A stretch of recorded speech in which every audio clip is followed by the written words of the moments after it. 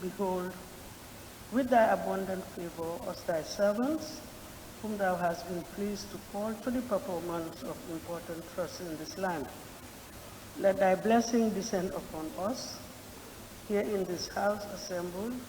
Grant us that we may treat and consider all matters that shall come under our deliberation in so just and faithful a manner, to promote thy honor and glory, to advance the peace, prosperity, and welfare of this country, and of those whose interest thou hast committed to our child. Good morning, everybody. Please be seated. Thank you.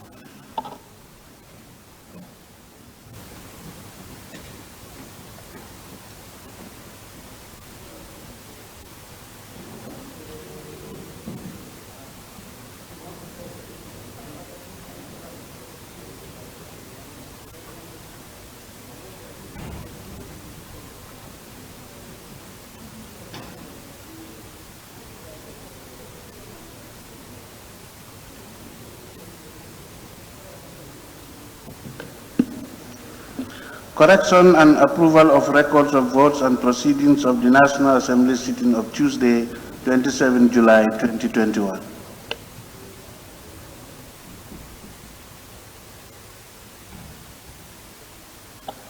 Thank you very much. Good morning, everybody. Honorable members, the record of votes and proceedings of the National Assembly sitting of Tuesday, the 27th of July 2021 is before us for corrections and approval. Can any honorable member please move that the said records of votes and proceedings be considered and approved? Thank you. Yes, Combo is honorable member. Thank you very much, Honorable Speaker. I rise to move the corrections and approval of record of vote and proceedings of the National Assembly sittings of Tuesday, the 27th of July 2021 for correction and approval. Thank you. Thank you. Any seconder? Yes, Banjul Central. Thank you, Honorable Speaker. I rise to second the motion. Thank you very much. It has been moved and seconded that the record of votes and proceedings of the National Assembly sitting of Tuesday, the 27th of July 2021 be approved. Any issues or observations from honorable members, starting with the front page? Any observations on the front page? Otherwise, okay. Jara East, thank you. The front page. Thank you, Honorable Speaker. The front page, records of votes and proceedings of the National Assembly sitting. It should have read record of votes as opposed to records. Thank you.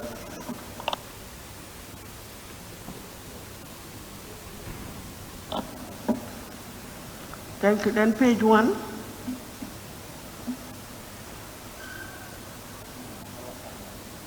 Yes, Abasanjal. Yes, page 1, the second paragraph after communication from the chair. The date, I think Tuesday was the 27th, and it is 26th.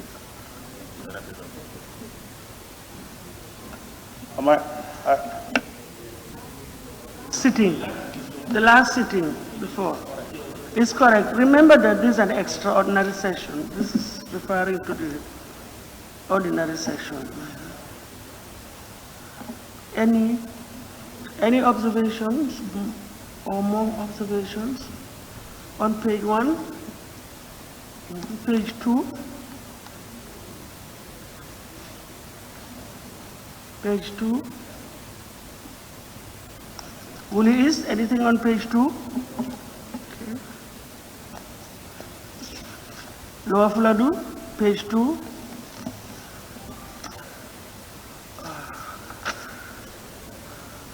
Oh, sorry. Mr. Mai is back, so he's saving on pages. He's using page 3. Please check the attendance so that to ensure that everybody is correctly captured, either present or absent.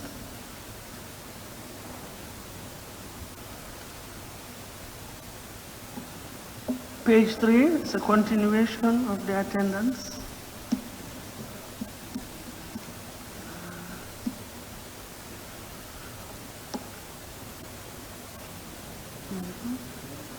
Yes, Gimara? Right.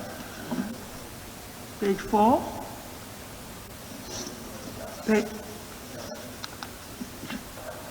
Yes, Jara is page 3 or 4? 4. Woolley is it 3 or 4? 4. Okay, Jara is 10. Thank you. Thank you, Honorable Speaker. Page 4, the Honorable Speaker caused a vote to be taken on the bills to which certificate of urgency was attached, excluding the Gambia Public Procurement Authority caused.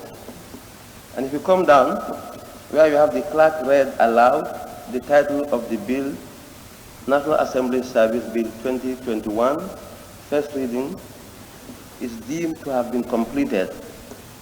Thank you.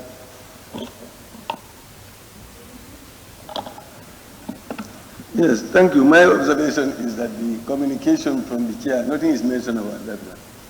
And you did make a communication, didn't you? And is Minister for Fisheries, Water Resources, and National Assembly Matters. But they leave the National Assembly Matters, which is very important to us. Thank you. Thank you. We move on. Page 5. Any corrections, observations on 5? Yes, Jara East. Honorable Speaker, thank you very much. It must be noted that once the House descends in the committee of the whole House, the Speaker ceases to be Speaker when he said Chair. Thank you.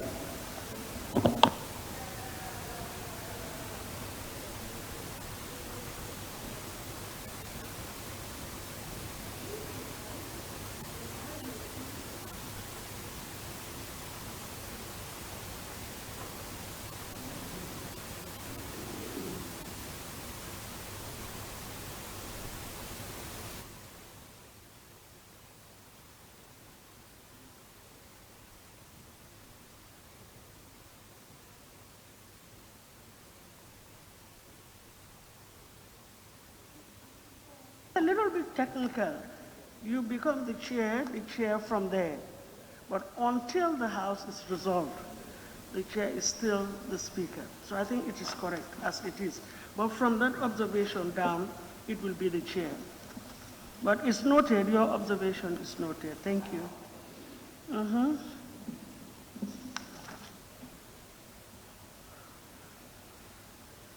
Any more observations on page 5?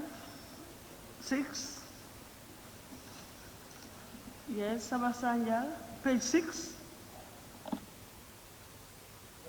Thank you very much. I will just go to point 5, the last paragraph. Question put that the clause 5 stood part, or it should be stand part of the bill. Stands part of the bill, because all other clauses, that's how it is stated. So for consistency purposes. Bring to page 6 or page 5? 6, page 6. Page 6. Yes. Last sentence. Yes.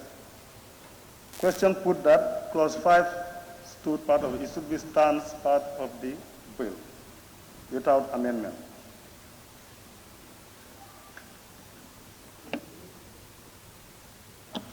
My observation here is, for consistency purposes, if you look at all other reports, that's how it is indicated. Just started from 1, you see? Yes. And I'm sure table office will take note of that. Yes, Nyanija. Yes, committee of the whole house, the reference standing orders is not quoted, like standing order 70 should be put in bracket like you do normally.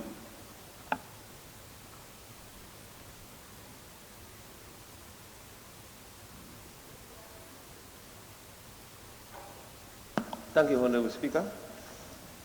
Page 6, 2, where it says, question put, that clause 2 stands part of the bill with amendments. 1, the word Special Select Committee. That's not a word. It's a phrase. Thank you.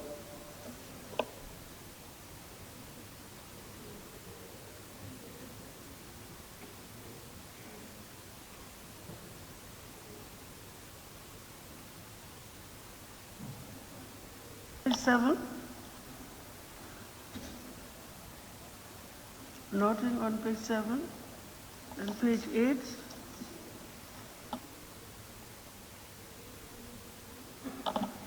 Page 8. Yes, Abasanja. Yes, the second paragraph. Let me read, Madam Speaker, with your permission.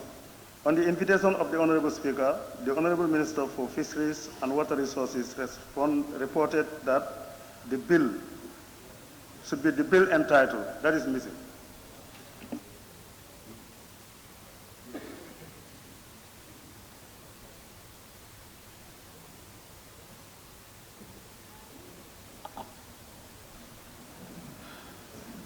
Nothing on page 9. Anything else? We've gone through the record. Okay. Sabasanya, we're okay? Thank you. Yes, Sorry. Wooly is. Sorry.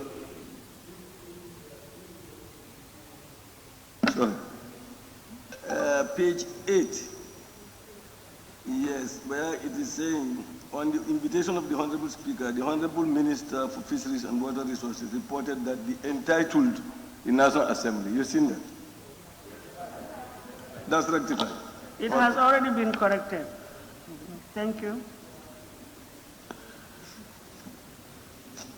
Honorable members, it has been moved and seconded that the record of votes and proceedings of the National Assembly sitting of Tuesday, the 27th July 2021 be approved with amendments.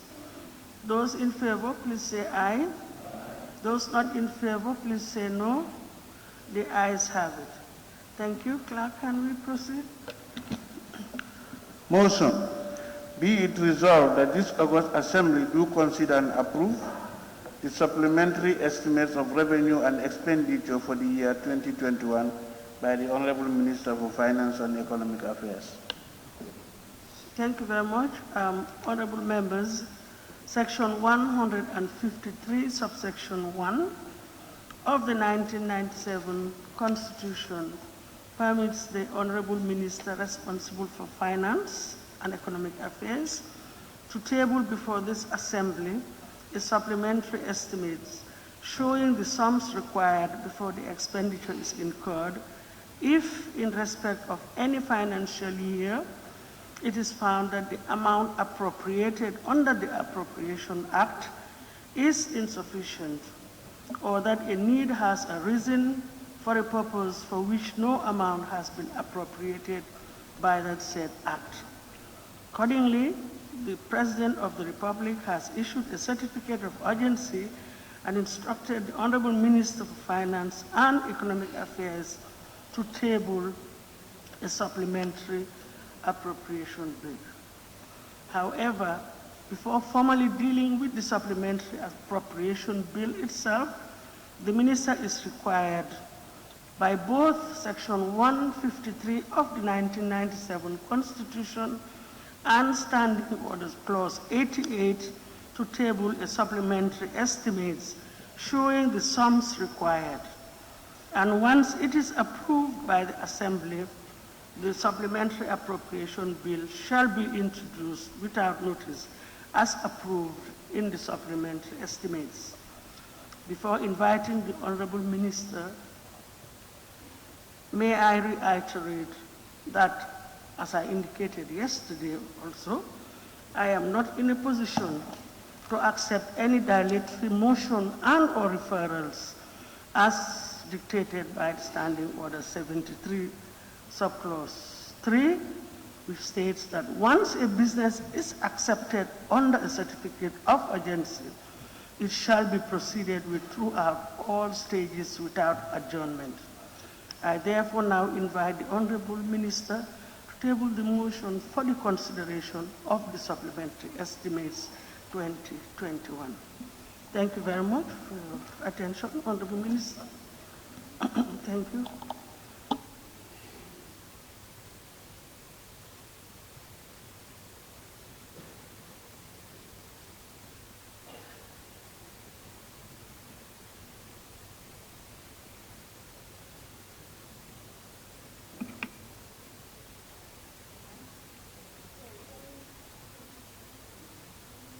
What's wrong with the mic?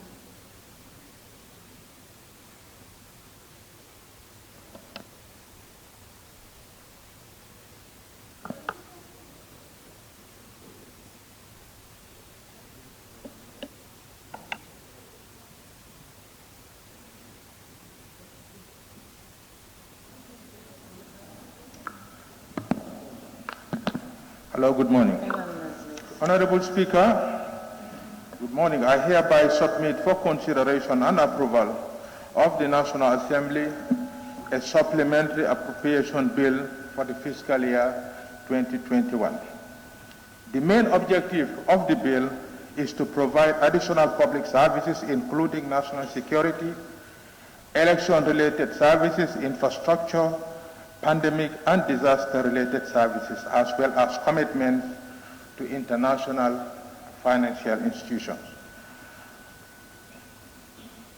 The introduction. Honorable Speaker, the legal requirements for the presentation of a supplementary appropriation bill to the National Assembly are detailed out in the 1997 Constitution and the Public Finance Act of 2014, Section 153, subsection 1 of the 1997 Constitution of the Republic of the Gambia requires a supplementary estimate be laid before the National Assembly for approval if the amount appropriated under the Appropriation Act is insufficient or that a need has arisen for a purpose of which no amount has been appropriated by that act.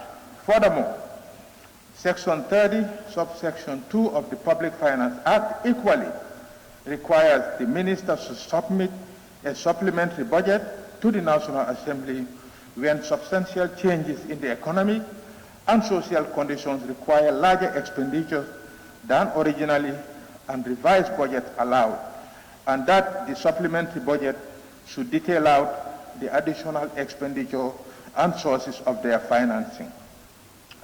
The global economy. Honorable Speaker, the emergence of the new COVID-19 variant has increased the uncertainty surrounding the pandemic. Nevertheless, the short-term outlook is stronger than previously envisaged, with global economic growth projected at 5.5% in 2021 and 4.2% in 2022. The recovery path is premised on the belief that the pandemic will gradually subside with the approval and launch of vaccines in most countries, coupled with various monetary and fiscal support initiatives in advanced economies. The economic performance of emerging markets and developing economies, including sub-Saharan Africa, are forecasted to rebound to 6.3% and 3.2% respectively in 2021 from a projected contraction of 2.2% and 2.6% in 2020. Domestic economy. Honorable Speaker, the Gambian economy recorded a contraction of 0.2% in 2020 compared to an initial growth estimate of 6.3% before the outbreak of the pandemic and an actual growth outrun of 6.2% in 2019.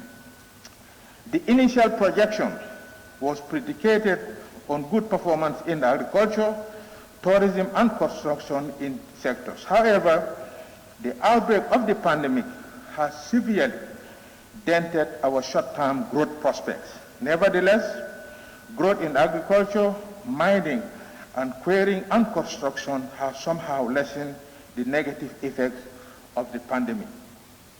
The agriculture attained a 3.3% real growth in 2020 compared to a negative 1.3% growth in 2019. Meanwhile, the industry and service sector suffered setbacks due to impact of the pandemic, registering 10.9 and negative 4.9% growth in 2020 compared to 14.9% and 6.5% respectively in 2019.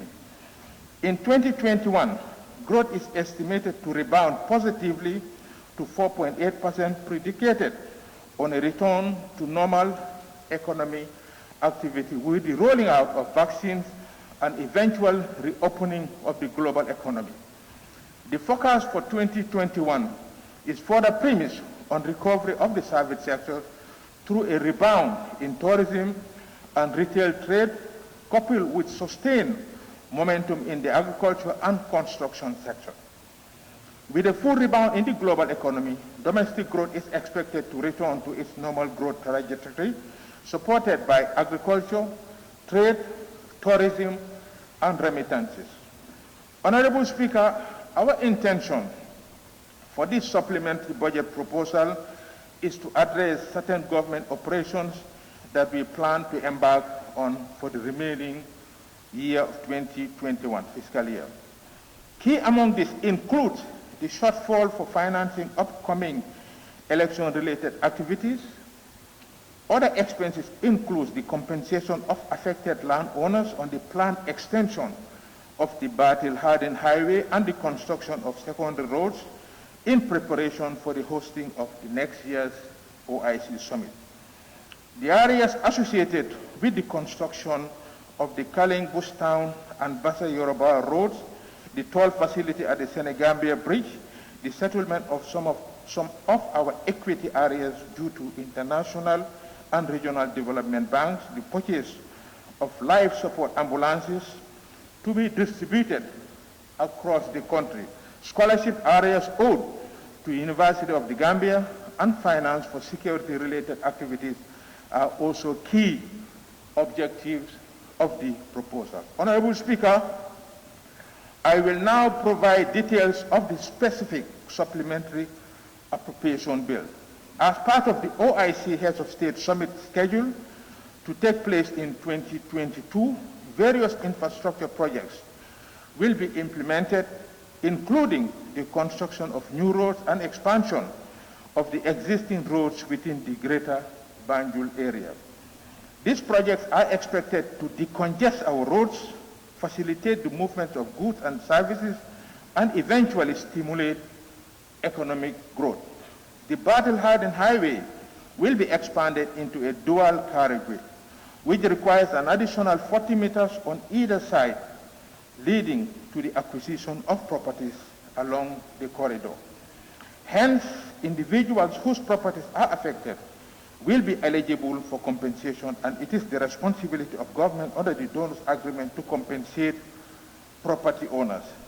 This donor requirement was inadvertently omitted in the approved estimates for 2021. Honorable Speaker, the government of the Gambia has made notable progress on our transitional justice program, laying the foundation for good governance. The 2021-2023 electoral cycle in the Gambia commenced this year with a presidential election scheduled for 4th December 2021 to be followed by legislative and local government elections in 2022 and 2023 respectively.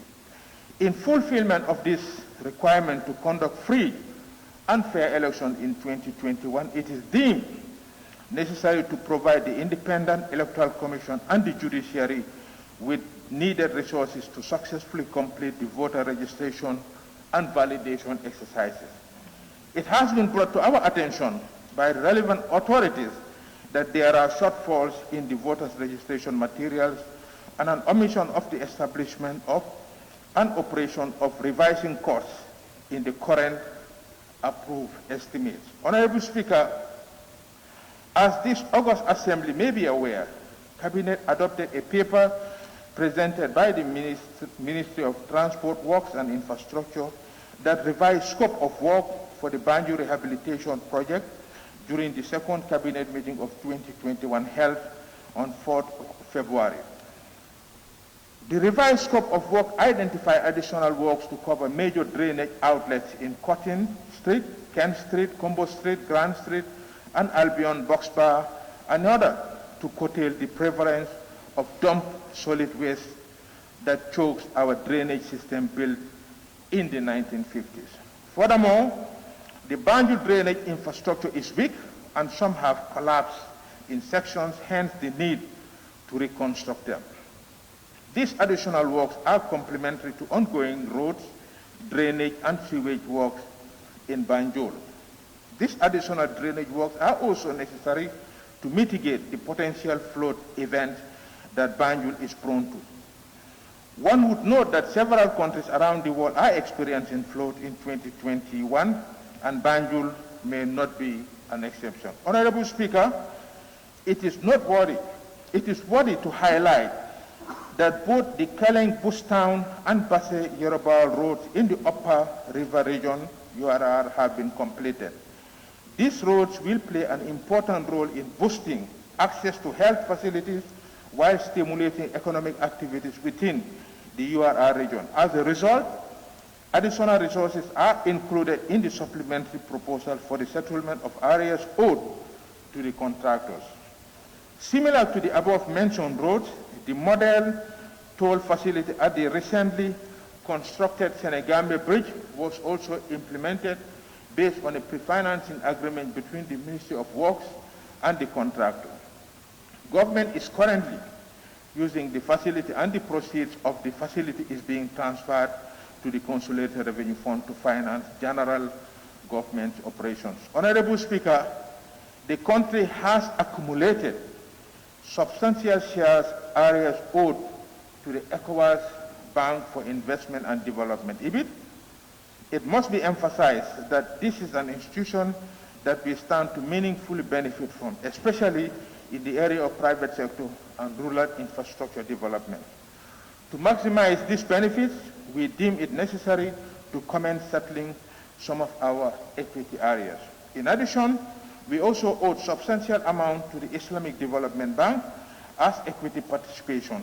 Like EBIT, the Islamic Development Bank is an institution that has over the years invested substantially on various sectors of our economy, including education, infrastructure, energy, and agriculture, and it is currently the largest external creditor to government. Honorable Speaker, the Gambia government owes the University of the Gambia areas of scholarship in excess of $100 million. The amount included in the SAP is to settle part of the scholarship areas owed to the university.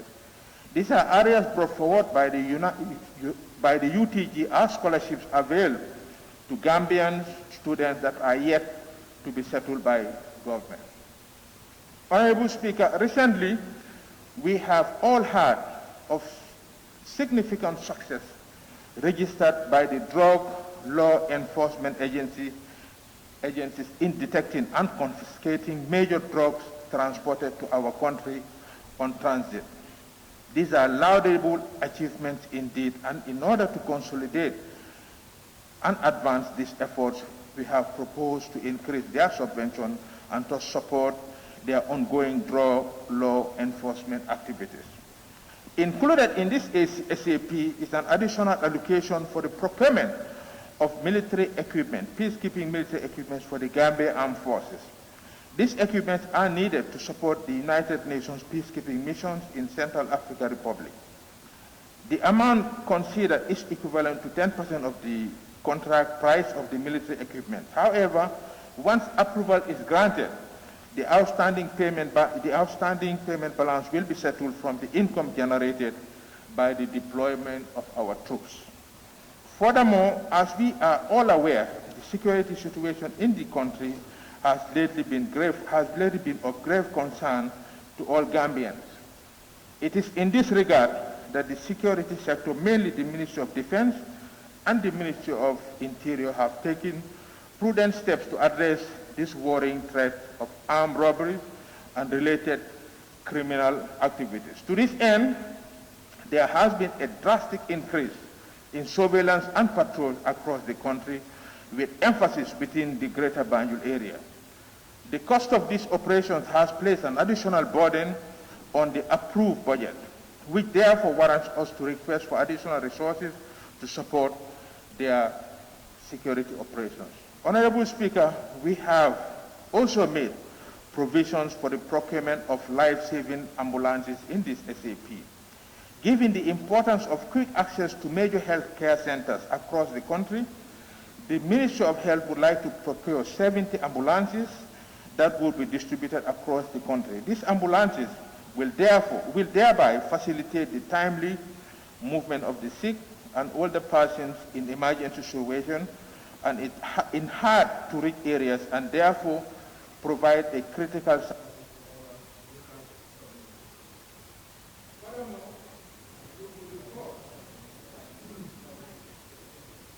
I think it's your mic. Furthermore, you could recall that the rains and windstorm in 2021 affected more than 60,000 people with over 16,000 internally displaced. 11 lives lost, more than 16,000 shelter damage. Our prayers and thoughts are with all those affected, and we pray for the peaceful repose of those who lost their lives. Meanwhile, initial response is currently ongoing, but additional resources are needed to ameliorate the lives of the poor and most vulnerable. Hence, funds for this purpose have been proposed for your consideration. Honorable Speaker, we have also received requests for support from both the Gambia Radio and Television Services, GRTS, and the Gambia Civil Aviation Authority. In the case of GRTS, their request entails logistical support for comprehensive coverage of the upcoming presidential elections, as they intend to have a special team to cover all presidential candidates. This would require support in the form of additional vehicles and cameras. In addition, they also intend to conduct outreach programs leading to the general elections. Meanwhile, GCAA, which primarily depends on airport traffic as its main source of income, is still reeling from the effect of the corona pandemic. Even though their financial situation has improved compared to last year's revenue, are still lagging behind when compared to pre-COVID-19 era. The support being sought is mainly geared towards financing their recurrent and operational activities. Honorable Speaker, I am pleased to inform this august body that we will not be required to borrow funds in order to finance this supplementary appropriation. Cognizant of our debt situation, we intend to finance this SAP without borrowing. Honorable Speaker, in conclusion, going forward, it is our firm belief that national goal of sustained social and economic development while ascertaining the fiscal sustainability is certainly challenging but attainable nonetheless. We believe the chosen path is the most prudent way to achieve higher levels of prosperity while simultaneously avoiding debt crisis.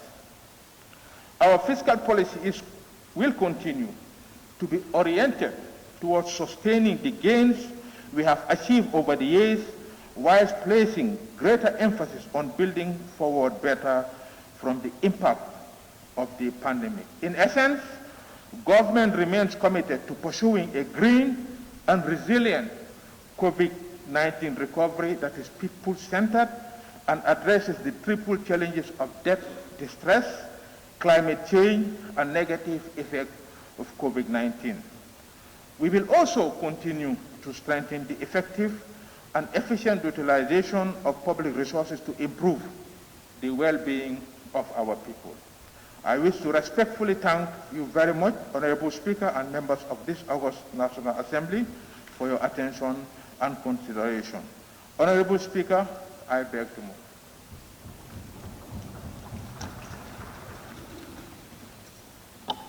Thank you very much, Honorable Minister. Honorable members, any seconder? Yes, Lower Balibu, yes. Is it Lower Balibu? Honorable Member for Lower Balibu. Thank you very much, Honorable Speaker. I rise to second the motion.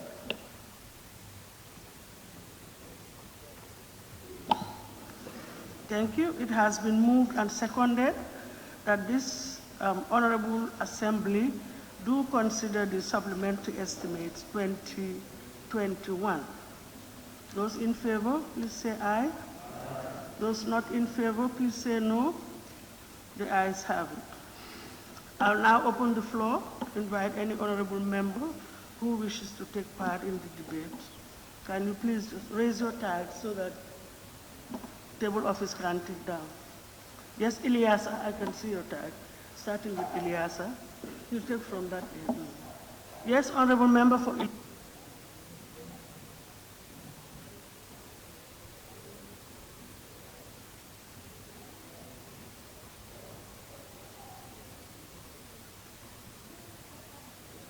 Paul Ilyasa was the first tag that caught my eye before taking it.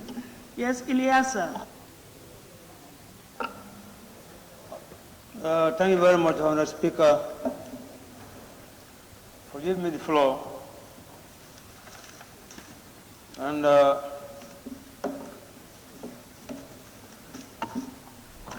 as I've gone through the SIB, but Honourable Speaker, if you go through the SIB, sometimes it makes me funny because I was just on provinces not quite a long time. But let me just go through and express my feelings or the area which I recommended. But I feel personally, Honourable Speaker, I have totally reject this SAB except 3 points.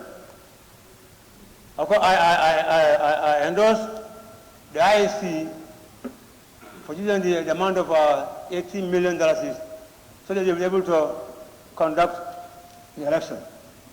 And the Speaker, and also the armed forces, $1.6 million, which have been given to the armed forces, that one should be, that also is necessary. On the Speaker, on the side of the road, especially at Banjul, I think if you remember, on the Speaker, you give them $4.1 billion. And I ask this Minister of Works and Communication to come and explain, and if possible, give us data about this $4.1 billion. And it didn't come. So that being the case, before you talk about the areas, the Works and Communication to come and tell us how much has been spent, and if possible, they can give us the data. Otherwise, I'm looking for it. On the Speaker, I am very much disappointed. Why should we bring about $12.5 billion for deputy governors? While there are the chiefs that prevent this, chiefs that they are suffering, they haven't even been the communication. Before concerning the deputy governors, we are going to try to at least to assist the chiefs throughout the country, so that at least they will be able to do their function properly. Another on the Speaker, I have seen what it's very intelligent, the Minister of Works, so the Minister of Health. When I go to the list, although it seems to be funny to me, but I even laugh. Although Kaja is there, but despite that Kaja is there, I mean, on the Speaker, I'm afraid you're going to give him at least, instead of 134, I think about $60 million. So he can vote, addition the ambulances and then try to assist me. But if you I cannot approve $104 million for Ministry of Health. On the Speaker, on the side of scholarship, that's genuine. Because without paying, University of Gambia, our young ones, they will not take the exam. That one also is genuine. On the Speaker, I've never sworn with the GRCS. How can you be even 30 members on the speaker? And the GRCS was dormant for the past 50 years. And they don't even think about it to upgrade the GRCS and the intelligence service. At this period, even I was appointed, and I'm not recommending. I only recommend about only 10 members. 10 members to be given to the GRCS, so they can manage that on the election.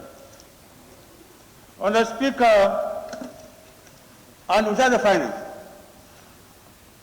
I was thinking that the Minister of Finance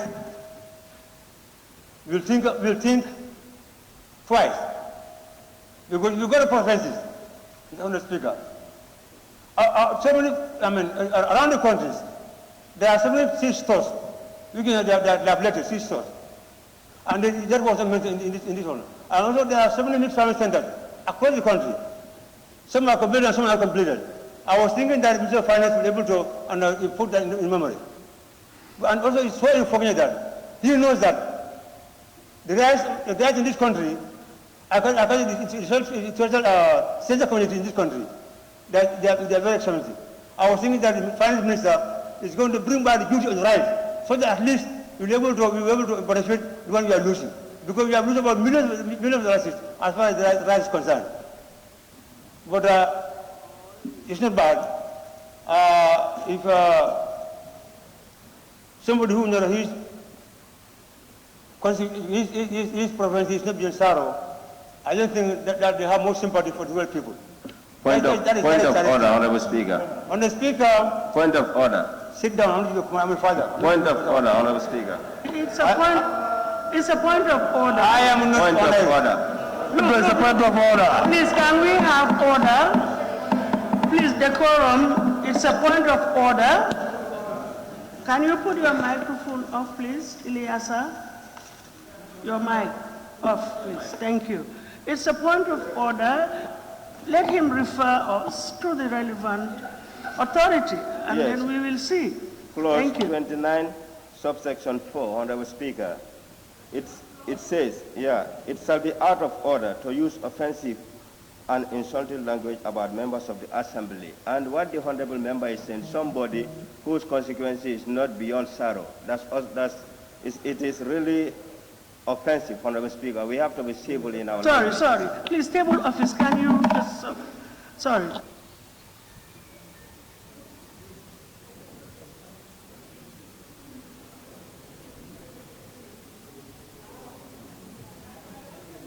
Me to the correct authority.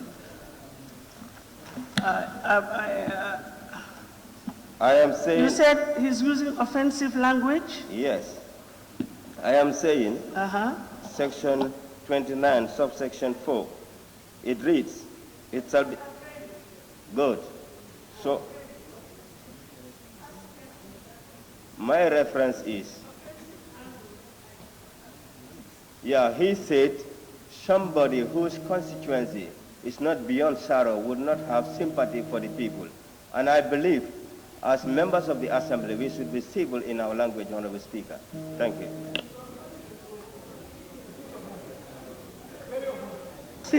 I don't see what is offensive in that. But no, It's offensive, Honorable Speaker. No. That is your opinion. That is your opinion. But for me, there is no offensive. Sorry. But it is your opinion, but the chair is ruling that it is not offensive. So we can proceed. Thank you. Honorable Speaker, thank you very much. I said somebody whose preference is not very sorrow. We don't have any sympathy for people who live at Kaina. And I repeat, Madam Speaker. If I am the Minister of Finance today, I am from Kachang, I have more sympathy for all people than anybody. And I repeat again, Madam Speaker. I was talking about this right issue. Now, if you go to provinces, it's even difficult for poor people to get a bag of rice, because every day rice is going up. And I told the Minister of Finance about it, almost 2 years now. Let us bring the duty on rice. And he did not. Why? Because my people, they are my concern. Let's spread the facts. I am not criticizing anybody, but I'm telling the facts. The rice, sugar, and flour, they are very expensive for the province. People can't afford it. And the government and the other means. Madam Speaker, point of order. So, Madam Speaker, point of order. Madam Speaker, I am not giving any point of order, Madam Speaker. Let them sit down on their ass. Honorable Ilyasa, the issue of the point of order is not within your prerogative. So please, can you go ahead? Madam Speaker. Yes. Standing Order 29, subsection 1, every member shall restrict his or her... Can you refer to the relevant yes, authority? I said, clause 29, subsection 1, every member shall restrict his or her observation to the subject under discussion. The honorable member is swaying completely from the topic.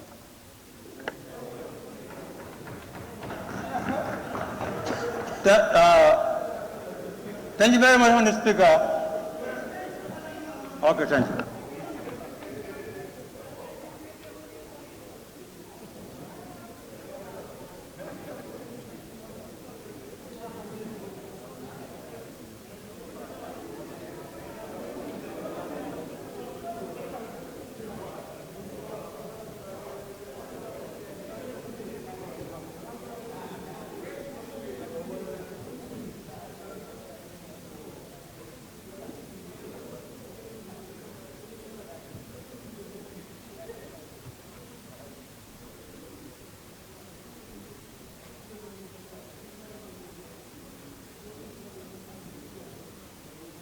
We'll try as much as possible, or honorable members, let us try as much as possible to get the restricted. But it may be very difficult because we're talking generally about the economy of the country, and it touches on almost everything. There's one thing that I omitted before opening the floor to guide for all of us to be reminded of Standing Order Clause 31, which is the scope of the debate, which reads, and I quote, debate upon any motion or amendment to a motion or upon any bill, part of a bill or amendment to a bill, shall be relevant thereto, except in the case of a motion for debate on the adjournment of the Assembly. But I think issues dealing with the economy generally really is not outside the scope of the supplementary. But please just try to be very restrictive as well. Honourable Speaker, thank you very much for giving me the floor again. And I think I am free, as far as this SAB is concerned, to make comparisons. So there is nobody who can block or who can make any noise who does not even say what I want to say. Honourable Speaker,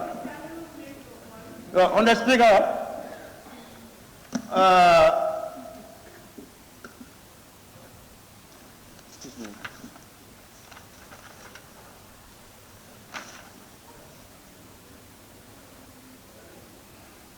Okay, that is the I am asking the Minister of this Finance, because the transport, land compensation.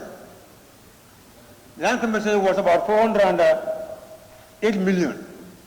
But now I have seen the other place that it had been reduced. I don't know what makes that.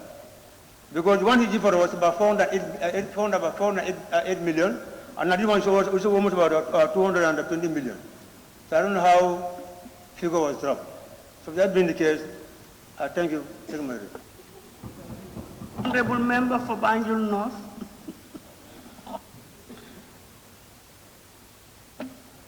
Thank you very much, Honorable Speaker. Honorable Speaker, I was elated when I heard that there was going to be an extraordinary session.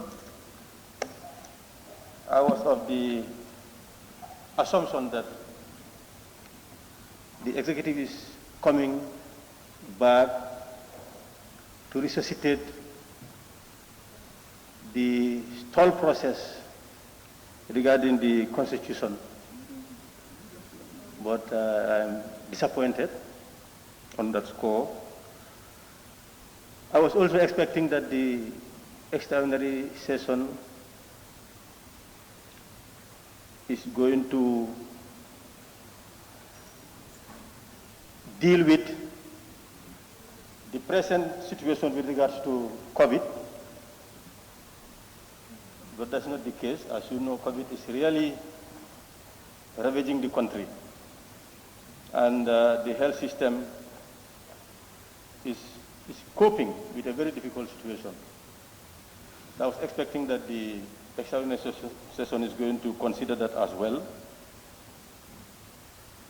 and also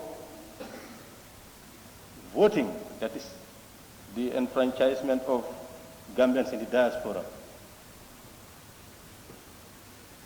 But all these three expectations have been dashed. But nonetheless, what is brought before us is equally important. That is supplementary appropriation. This is an exercise that is provided for by the Constitution, and as stated by the Honorable Minister for Finance and Economic Affairs, he cited Section 153 of the Constitution, which, with your permission, reads 153 Supplementary Appropriation, subsection 1, subject to Section 154. If in respect of any financial year it is found that the amount appropriated under the Appropriation Act is insufficient, or that a need has arisen for a purpose for which no amount has been appropriated by that Act, a supplementary estimate showing the sums required shall be laid before the National Assembly before the expenditure has been incurred. So this is quite in line. It's a lawful exercise, and these are circumstances that sometimes exist, and we really need to address them. Of course, the Public Finance Act also supports the addressing of such a circumstance. And I want to predicate my intervention on this information given by the Honorable Minister, that he is pleased to inform this August Assembly that we would not require to borrow funds in order to finance this supplementary appropriation. That the government intends to finance this supplementary appropriation from the 1.5 billion revenue generated from the payment in relation to the execution of a termination clause in the contract signed between the government of the Gambia and British Petroleum, BP. So this was also a headache, that if we are coming with supplementary appropriation, how are we going to finance it? Are we going to resort to borrowing? And this is good news that, of course, we have money to use. The question is where it is intended to be expended. Are they priorities? I think that's the, for me, I think that's the discussion, whether they are priorities. It starts with the judiciary, talking about 15 million for vehicles. I don't know. Of course, there is allocation for operating costs. And by the way, revising costs is a very important process in the electoral process, very, very key. We have just concluded the registration of voters, general registration of voters, and that process has to be validated. And it is this revising cost that somewhat validates the registration. So it's very important for support to be given to the process, so that at the end of the day, we'll have a legitimate voter register, which determines a credible election, free and fair, credible election. So it needs support. I support allocation to the revising courts. But I was expecting that, I don't know, for vehicles, do we need new vehicles? Those that are going to preside over the process. Is it possible to at least motivate them, get more human resource on board, well motivated, so that they will do a very efficient, transparent, and credible verification of the voter register. I would have supported this. Rather than the vehicle, I don't know whether there are shortages at the judiciary, but otherwise, if you cannot forgo vehicles altogether, can we make savings so that we'll get more people on board to fast track the process as well, not at the expense of quality work, but at least we need to conclude the process. So I believe that would have been a priority. Motivate the first-class magistrates that are going to be appointed and the judicial staff that are going to assist them, and whoever is involved in the process. With regards to the Independent Electoral Commission, I am not really keen for supporting IEC. I've said it here, and I'm not saying this for any opportunistic reasons. But Gambia was colonized. And when the colonialists first came, they have the conviction, not only conviction, but that's the practice, that Gambians were immature politically. So as a result, cannot determine their destiny. This led to the likes of Edward Francis Small championing the cause. No taxation without representation. This is how it came about. Enfranchisement. We need to enfranchise the people who are paying taxes to sustain the colonial order, the colonial government. The peasants were taxed. The workers in the urban areas were taxed. Businesses, everybody was taxed. I mean, those who qualified at the time to be taxed were taxed. And those resources, who are going to manage them? Someone you are not in control of. This was the reason. That's why they fought for it until they franchised part of those living within the territory that they control. That is urban area, Banjul and the Kombo-Senmer area. But those who were fighting for our emancipation, our liberation, did not stop there. They were not satisfied. They continued championing the cause for every Gambian of age within the territory of Gambia to be given that right to determine who controls their resources. And we were able to attain that in the 60s.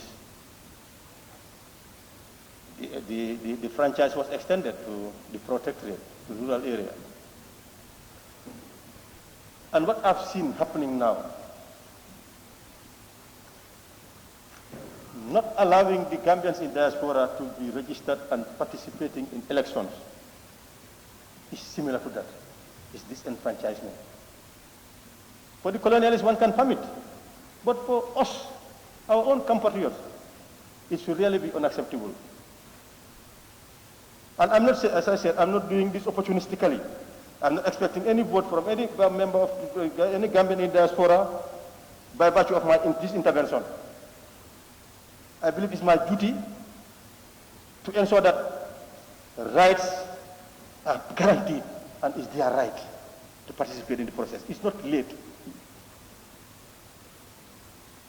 They are talking about IEC is asking for $80 million for application software, system, and licenses. What about registering Gambians in diaspora? Why are Gambians in the diaspora not registered? So for me, as I said, I'm not keen, although I would want the elections to proceed, but I would really want these resources and any other resource that we can save here if we engage in horse trading during the consideration stage of the bill. If there may be savings, we can see how the process can be funded so that they'll be registered for them to participate in the elections, particularly presidential. Even National Assembly, it may be cumbersome, there may be challenges, but they are not insurmountable. Other countries are doing it. I'm not saying that other countries who are less resource than Gambia, because I should not say that. But other countries, particularly our neighbors, all our neighbors are doing it. Their citizens, even within the sub-region, participate in their elections, including those who are far away, in Europe, in the US, in other parts of the world. And Gambia can do that. Why? What is the fear? I've not seen the keenness. And I would really implore on my colleagues to really support this process. Let us ensure that Gambians in the diaspora are registered so that they will participate in elections, particularly presidential elections. Minister of the Interior, drug law enforcement, yes, you've seen, you've heard some countries that have been tapped as narco countries in the sub-region. I just don't want to be naming names. It's not protocol, particularly from someone who is representing the country at this level. But it is good for officials who are engaged in such exercises, and we know how drugs, illicit drugs, can distort economies, can generate crime, can lead to health implications, even death of those that are engaged in its abuse, rather. So I would support the personnel to be remunerated. But what I've also seen, the Honorable Minister is here, is that I've seen that they are busy, drug law enforcement. I have no objection to what they are doing, but what I've seen is that they are most busy in street corners, running after young people who are unemployed, sitting in street corners, drinking attire, and doing their activities. I think we also need to revisit that. The young people are really captives of a reality that they are not generally responsible. So I think the approach also needs to be revisited. They need to be well remunerated. They need to engage in preventive law enforcement or drug prevention, rather than running after these young people in street corners. That's what I have seen generally. So I even to the agency and its personnel, but I am really concerned about what they are doing with the young people.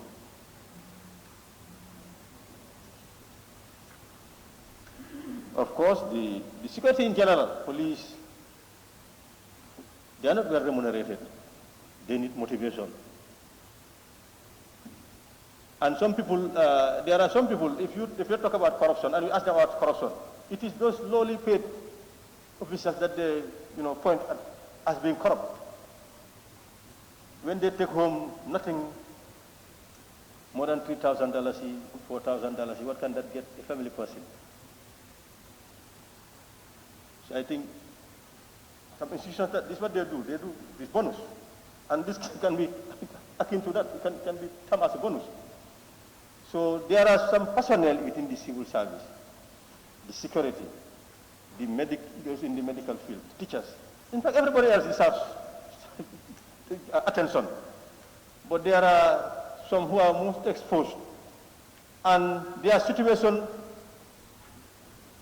leads them to engage in activities that affect others. It exacerbates certain situations. So I believe the police could have been, the security in general, these are instances when they can have something like bonus. I don't know what the Minister of Finance would say about that. Of course, payment of areas to international organizations. I am a member of a parliamentary group, and my colleagues are here. We had an experience in one of our missions when we were unable to fully represent our country because our country was not at then fully subscribed, did not pay their subscription. So these are obligations. We should really be urging the government. Honorable Minister, let us really keep pace with this, and so that we don't own areas. We don't own areas, so that officials who go to represent Gambia have the latitude, have the authority, have the the respect to be able to represent the country. So I would definitely support allocations to this particular area. And GCA bailout, yes, that's fine. With regards to health, ambulances, yes, we need them, ambulances. But the also question is, how do you maintain them? The question, fuel and the like. You just buy ambulances. Do we think about maintaining them? There are any contingencies for fuel? Talking about 70 ambulances around the country. Every health facility needs or deserves an ambulance to evacuate cases that they cannot handle at the facility level, at the facility, to another level. But sustainability. Let's also think about that, sustainability. And of course, if you go to the A&E unit at the Edward Francis Small Teaching Hospital, it's in a sorry state. You see, of course, there are challenges with the personnel there. We often hear complaints of not attending to patients who are in distress, who are really in need of attention. And the reasons are many, some motivation, the like, some attitude, But if you look at the condition there, the place is so small, so cramped. We have been engaging the ministry, the minister, although he's not here, that there is need for expansion of the A&E. We are told that the adjacent building, the Anne-Marie Jehovah building, is earmarked for that. Something ought to be done. Because if you go there, you see patients are laid on the floor. Other patients, escorts of patients, staff of the hospital would be walking over them. And I go there almost every week. I go to the hospital to see the situation there. But this is the condition there. I think these are situations where we can intervene to help them expand the area. Because it's the main referral of the hospital. Not only public facilities, but even private facilities. They refer their cases that they can handle. And that's the first port of call. So there is need for support for the Edward Francis Small Teaching Hospital, particularly the A&E. All the other departments need support, but they are as well. There was this issue with those with dialysis. It has been resolved, but temporal. They need consumables to sustain them. These are areas also that needed support. Higher education, research, of course, scholarships. I think government should have, in fact, endeavored to settle everything because we need brains. We need everybody in this country, those with university education, those with skills, but those that are now going through that process, we need to support them to complete their process so that they'll become productive in supporting the development of this country. So the areas should be settled. They should be settled. And not partially, if efforts can be made to clear them so that we'll start afresh. And research, science and research. We need to invest in research. The UTG needs to be well funded, needs to be well subvented. On GRTS, yes, coverage is fine, because we are now getting into a critical period where the Gambians should be assisted to be able to make informed choice. And the media is critical in that, particularly the public media. So they need support. I have no objections with support being given to GRTS. The peacekeeping, yes, we need a sizable, well-trained professional army whose role would be to be supporting the development process of this country, but also supporting if there is need, like crisis outside, peace intervention. So supporting them also is something that I welcome, so that at least they'll be able to, those that are deployed, additional income to support themselves and their families. Purchase of vehicles for governors. Why vehicles? Is that a priority? Governors. And I don't want any governor to feel that I am depriving them. But don't they need something better than these to support them in their work? It's up to the minister. You want to observe me? You want to observe me? Okay, no problem. Member, thank you very much for giving me the chance to observe you. If you are on page 3, are you having the same documents? On page 3, number 16, I think it's deputy governors.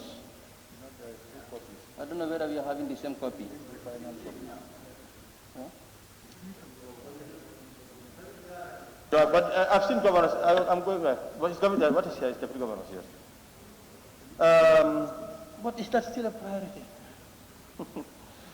And one thing I've noticed in this country, and this has been going since independent days. Those that are responsible for planning,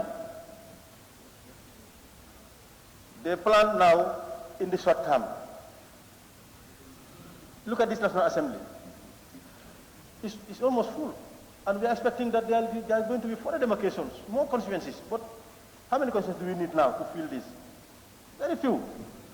Let us, when we are building, we think big, futuristic, the next 50 years, next 100 years.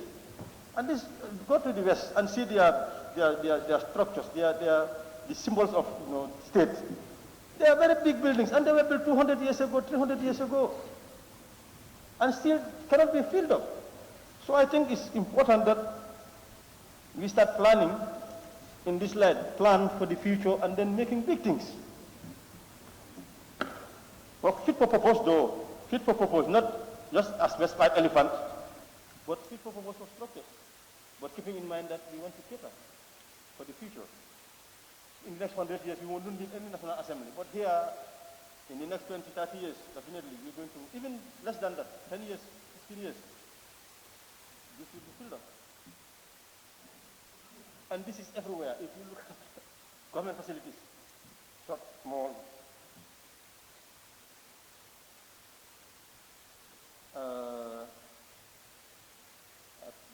defense, roads. I don't know whether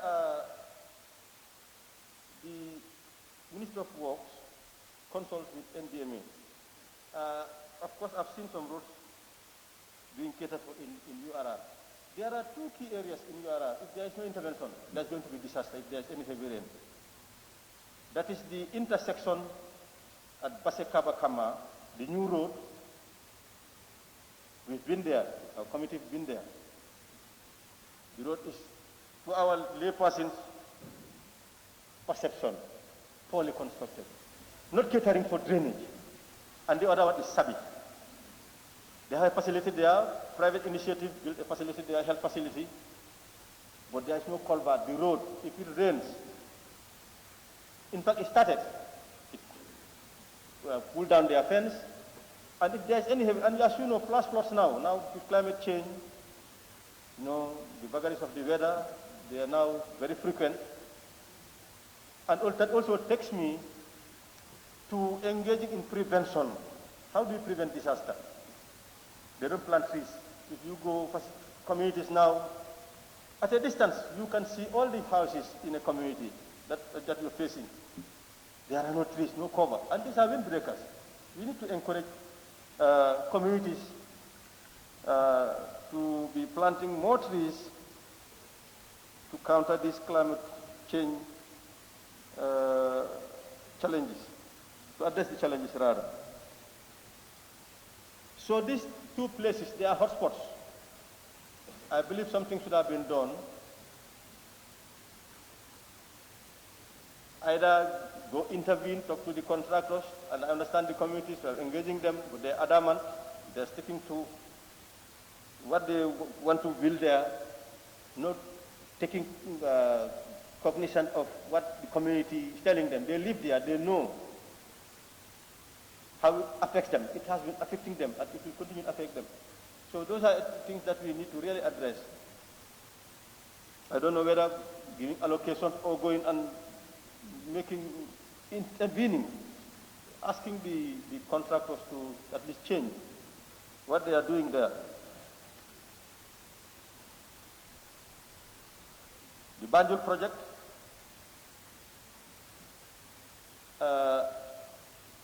we are just lucky that we are in this enclosure, but if we are outside the National Assembly, there's a time of the day, and even at night, when you can't even sit outside, this stench is overbearing because of this drainage. And Banjul, having infrastructure, facilities, gutters, they are still not adequate, they're still not flowing. Having them is good, but maintaining them also is equally important. And councils are really lacking. There's lapses in terms of the councils in the maintenance of the drainage, ensuring that they are clean. If you go to this Kafuma estate, I wonder how those people definitely could be staying there. Some, I know they have no option, and those with option, I understand, I know someone who really relocated. He loved staying in Banjul, but he relocated because of this thing. He fears his health and that of his family. So we're expecting that any work, infrastructure work, should canalize this drain. It's clogged now. It's clogged. And it's caked, you can see it. Sometimes a child can even walk over. And it's a canal that's expected to flow. But because of the thick, the sedimentation, so something ought to be done. I believe that this also needs to be considered. Of course, you're talking about paying the contractor. Is that also a priority? Do we have other priorities in terms of Banjul? Like I said,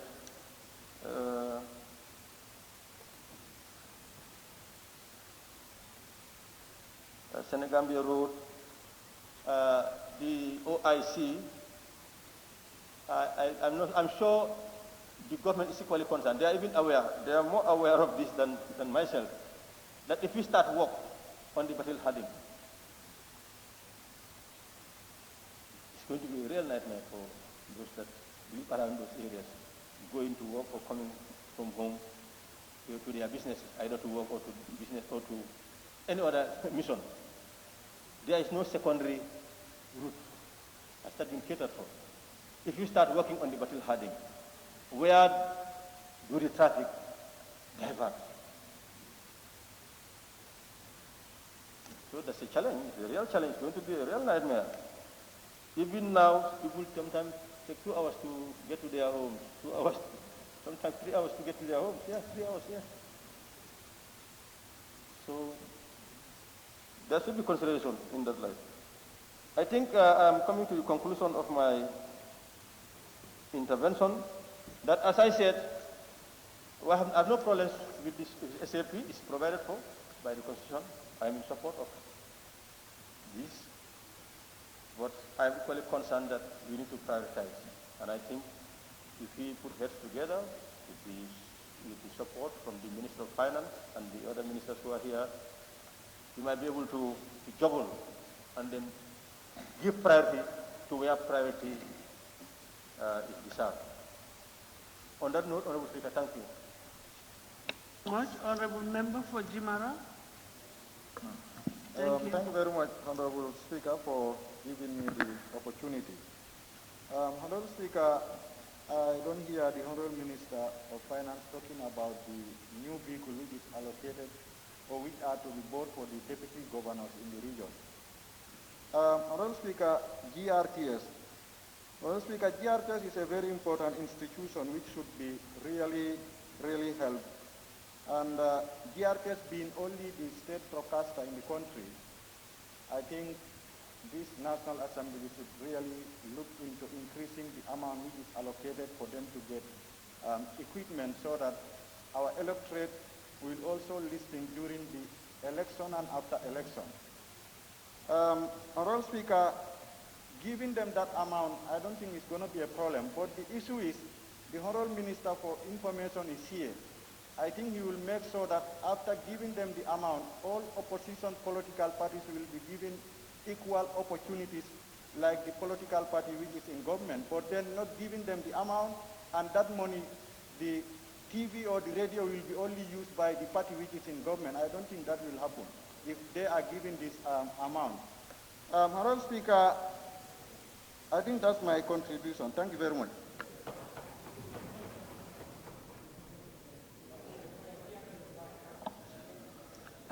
Thank you very much. Upper Fuladu West. Yes, Upper Fuladu West. Sorry, I saw a tag somewhere. Okay, it's Central Baribo. Yes, thank you.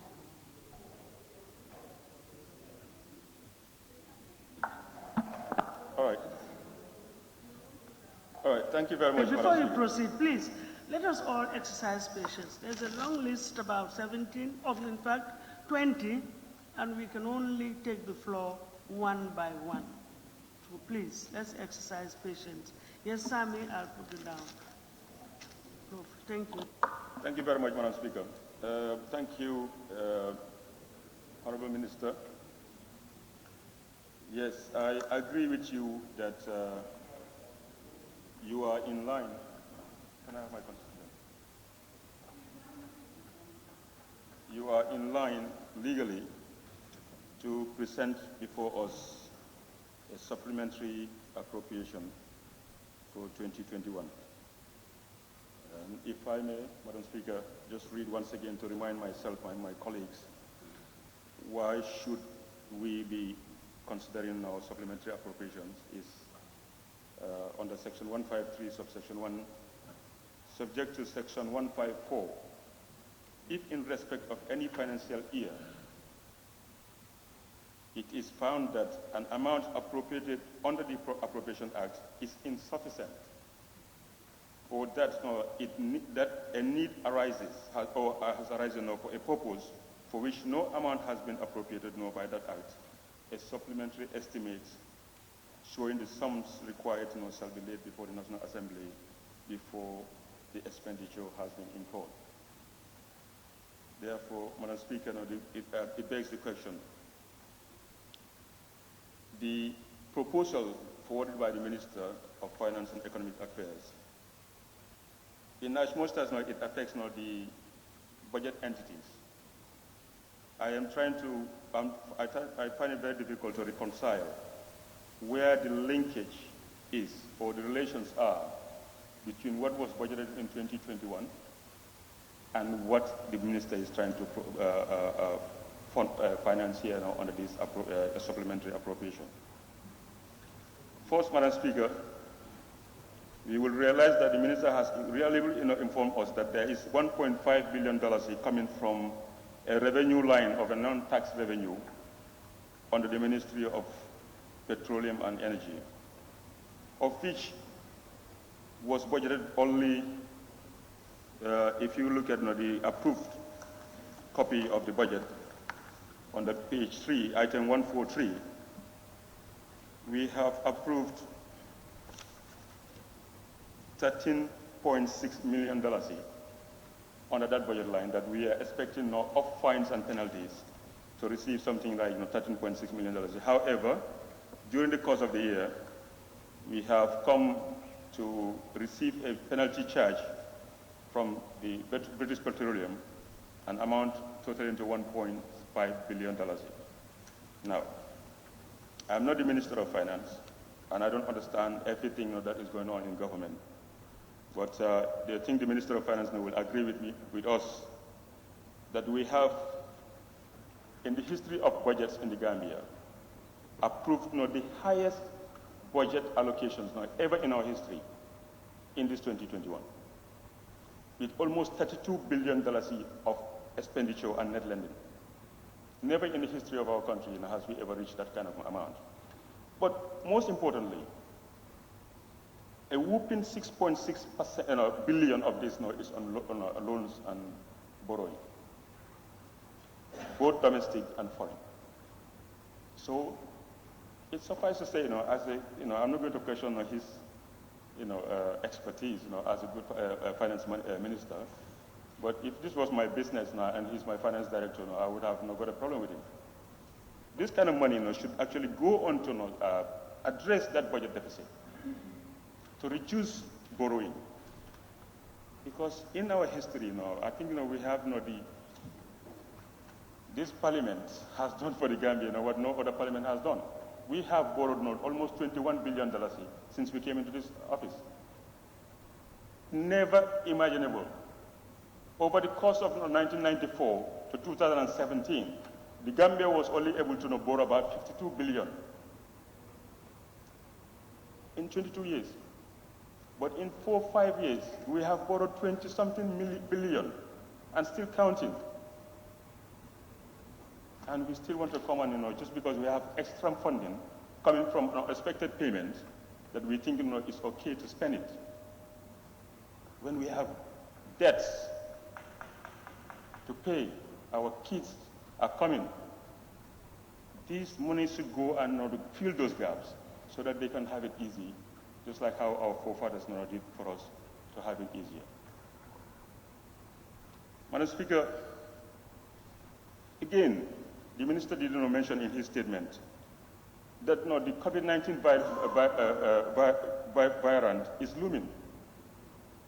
So then it begs the question, why should we be going to buy cars, paying areas, equity participations, vehicles for governors, roads and bridges, when we have no food security?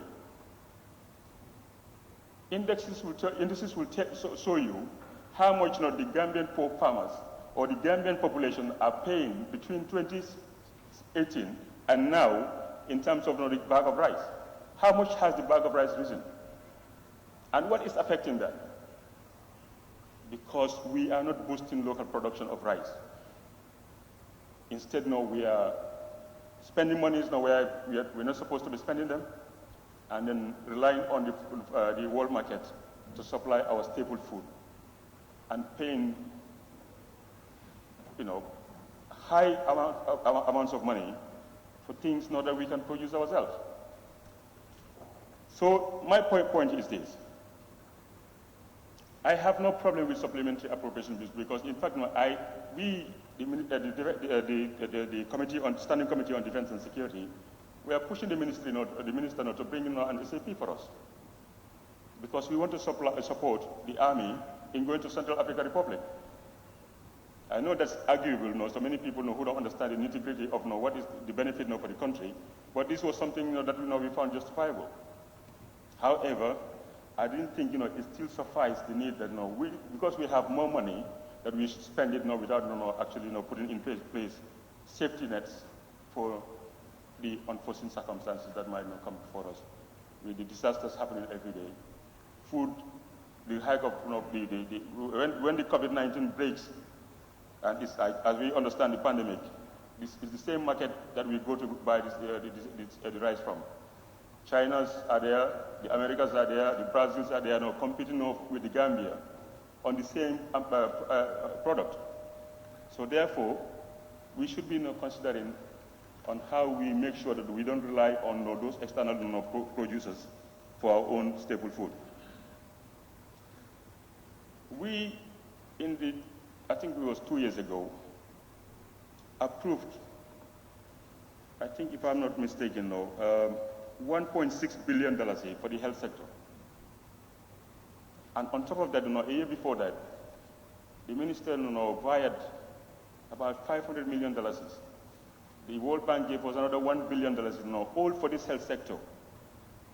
So I find it difficult for anybody trying to justify spending $134 million for ambulances. When all that money is spent together, and after all that money is spent, still patients have to buy their own bandages. Patients have to buy sometimes their own gloves at the same hospitals that we are pumping all this money into. So who can justify for me that spending this kind of money again would actually address anything in those hospitals? It's just, to me, something that we can wait for. We have just approved, like I said, $32 billion just 6 months ago, or 7 months ago. I don't think that money is exhausted. But just because the minister has no extra money, to him, it's like the Greeks. Spend your way out of recession. Not save for tomorrow, because you never know. No, I think, we should be looking over the pennies. We should tighten our belts, save these monies, and release our dead body. I don't think, it is fair for us to spend these monies on these items that are identified here. Madam Speaker, if you just allow me 1 minute. The Ministry of Works, Ministry of Transport, Works and Infrastructure, areas to contractors, areas. I mean, the COVID-19 is looming. The rains are coming. We don't know what disasters are going to happen. We want to pay areas on things that we can actually put in the 2022 budget. Why? Again, roads and bridges, areas, auto contractors, land compensation on a job that is not going to be done this year. Because no matter how much money you compensate for the people on the Battle Hardened Highway, these roads are not going to be because like Honorable Member for Banjul North is saying, before you can touch the Battle Hardened Highway, you have to address the secondary roads first. So there's no need to spend these monies now. The list goes on. Ministry of Finance and Economic Affairs, contribution to international organizations. Again, these are not things that we will be penalized for not spending. We will not be penalized. Centralized services, contingency and other charges. We have just given the minister, just 6-7 months ago, $300 million for this budget line. And now he wants us to give him another $209 million. What for? Contingency, centralized services. When the hospitals are struggling. Anyway, the point here is, as also mentioned here, there is nothing in this proposal for me that addresses the needs of the Gambia right now, it's particularly food security. Secondly, the health posture of the Gambia right now. Can the minister tell us that if we release some of these funds to him, can the Ministry of Health go and make sure that no Gambian have to pay for bandages going to our hospitals? No Gambian have to pay for go and buy gloves at the pharmacies to go and not get cure from the hospitals. Where is the trade for the youth empowerment? No youth is factored in this SAP. When they can be used now to actually boost the horticulturists. You go to the Tujerings, you go to the other areas. Youths are involved in animal husbandry, sheep fattening, but they are not even identified by the government. These kids can be empowered under this kind of funding. And most importantly, diaspora voting. This is not in political now, but it's a fact. It is a fact. If the minister, because I still disagree with the minister, that no, we did not approve the diaspora voting registration in the last budget. We have. I went to the IEC and sat with the chairman and the vice and Mr. Njai, Samuel Njai, and they have told me categorically clear that everything that is budgeted for 2021 is being catered for in our budget. I even asked them because I thought maybe there is they need more funding for the parliamentary election, but they said no. that is going to be in the 2022 budget. But as far as their timetable is concerned, the diaspora was supposed to be registered between the 1st of July and the 31st of July without any fail, and the money is there. So when the minister came to say that no, there was no money enough for diaspora, no registration, I was like, what? How come? Number two, if that is not the case, if I told you there was no funding, for some reason that money is wired, now is a good opportunity. Now you can actually factor that in this SAP. And we go ahead, there's nothing stopping us. It can be a hybrid system. The diaspora can vote by paper ballot. So those challenges can be addressed. But it's a right that should not be denied. By this particular, in this day and age, 21st century we are in. You want to deny Gambians just because they are in a different locality, the right to vote. So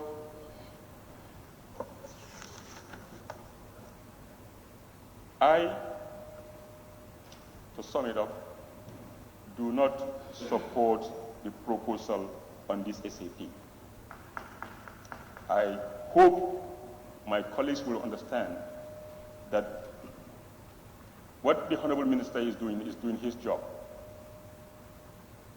He has a job, he has an employer who is employed to do a job for him. But we are the representative of the employer of that employer.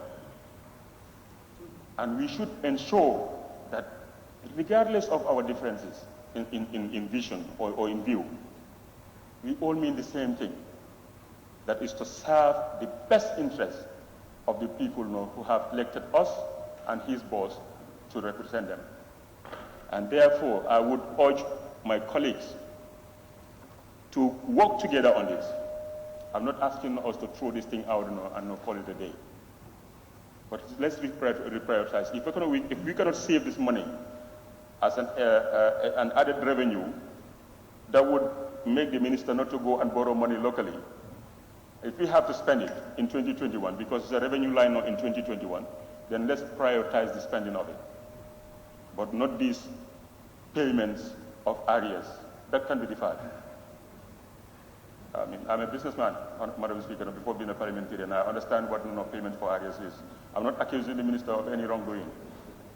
But areas don't have to be paid as a matter of urgency or emergency. So therefore, thank you very much, Madam Speaker, for the opportunity. Okay. Thank you very much, Honorable Member for Brikama South. Brikama South. Thank you.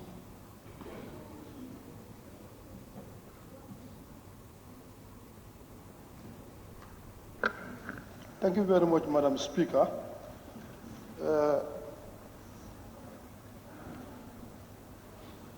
First of all, I would like to use this opportunity to thank the Honorable Minister for coming out with this supplementary appropriation bill before us.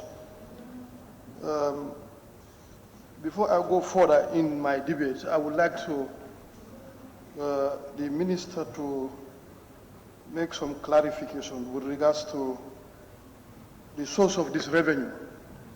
Like initially during our bilateral, we had a discussion with the Minister where two sources were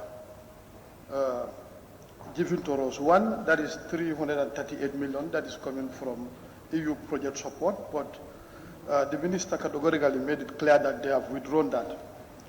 Like the other source is penalty charges incurred by the BP for withdrawing their launching at a tune of 1.5 billion. Honorable Minister, I would like to ask this question, whether actually this money is in possession, is in your possession at the moment. And if not so, when actually do we have a time frame that before the end of this fiscal year, you will be able to get this thing so as to implement this project? Because it would not be ideal for us to approve this thing when you are going to get this money in 2022. Like we are told, you received some agreements with them, but the actual physical cash in the consolidated fund, this is where my worry is whether we'll be able to get it. Secondly, Honorable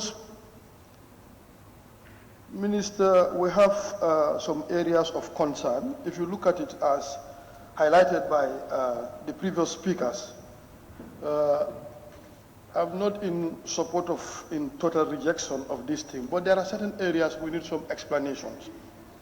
Like you look at the judiciary, which is in twofold. One, that's the operationalization of the revising court at a tune of 15 million, buying vehicles for the judges or the magistrates.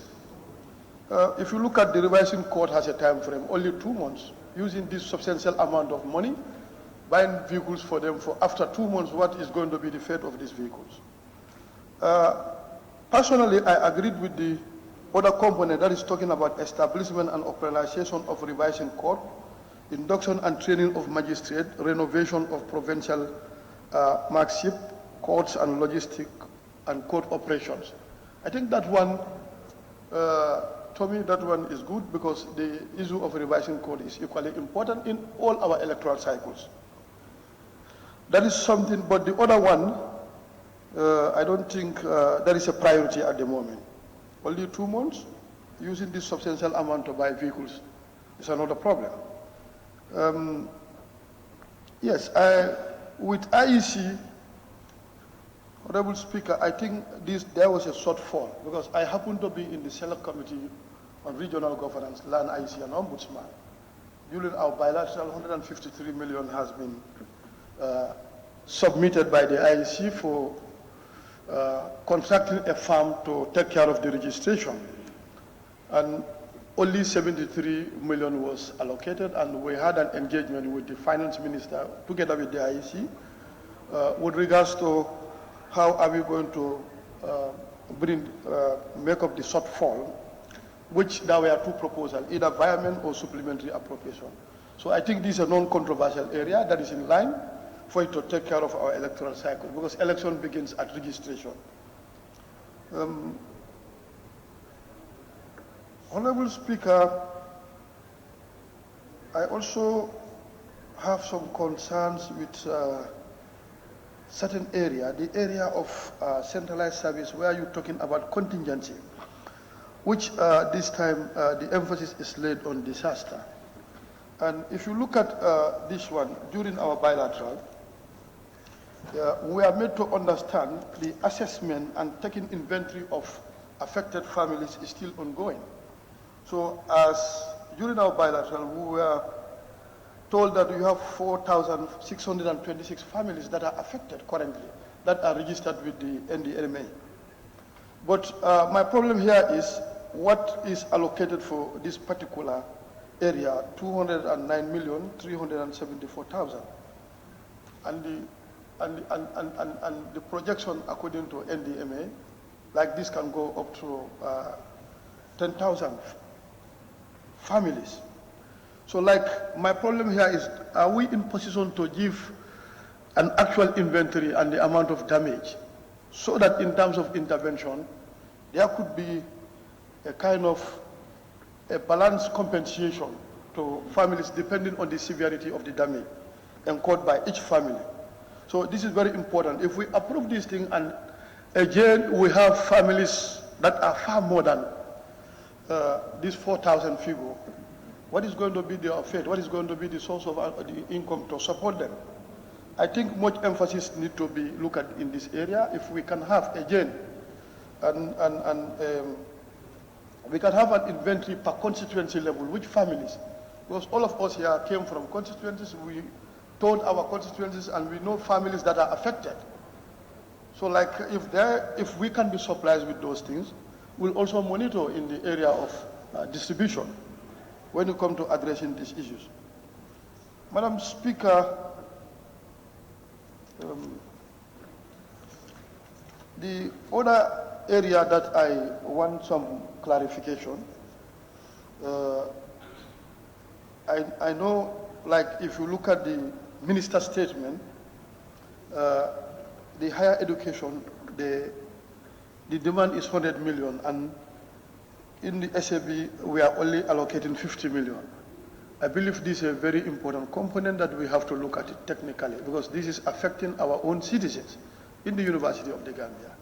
If we can seriously prioritize this thing and make sure that we give them the entire budget line that is requested by higher education in order to address these problems. These are extremely important.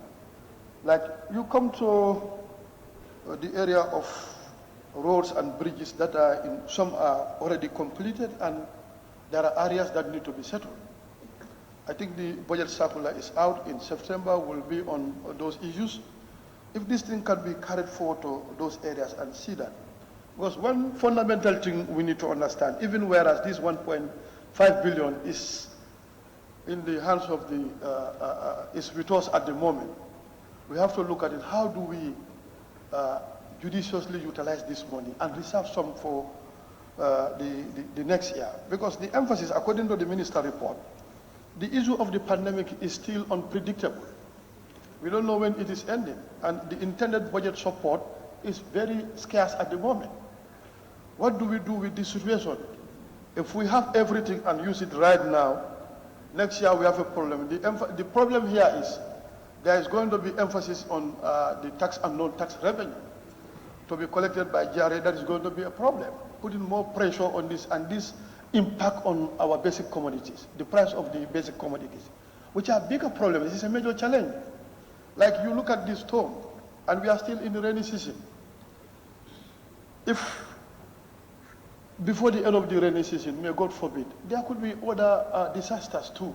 So all this need to be factored. Instead of using the entire fund on other areas, to me, that are not even a priority. So these are some things that we need to factor. We are still in the rainy season. We don't know what is coming on our way, so we have to look at it. Like the issue for disaster, even if we can add that, depending on if we are going to be supplied with that inventory, so that we can apportion per family and per individual. I think that will really save us a lot of things. Madam Speaker,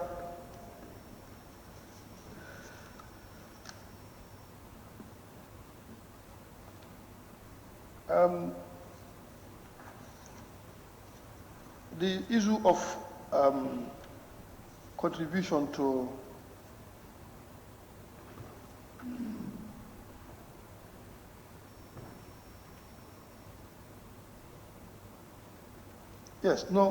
before that, Madam Speaker, as highlighted by the previous speaker, the emphasis on the military equipment for the defense sector. I think this one, to me, is a priority and is a very important area. It is a way of another productive sector of helping our own men and women in the uniform, more especially the army. We all understand very well this will bring in a lot of income as far as these things are provided, and our people will be opportune to go on peace missions to help them. But also, I want the finance minister to work with the Ministry of Defense to look at certain gaps that are within our own country. These are big problems. Look at the security installation, more especially the army in the country, particularly our border security posts. They are very fragile and vulnerable. So we need to help this particular sector. Probably investing in this area will bring in more income, so that that can be a kind of a revolving fund to help build our security installations.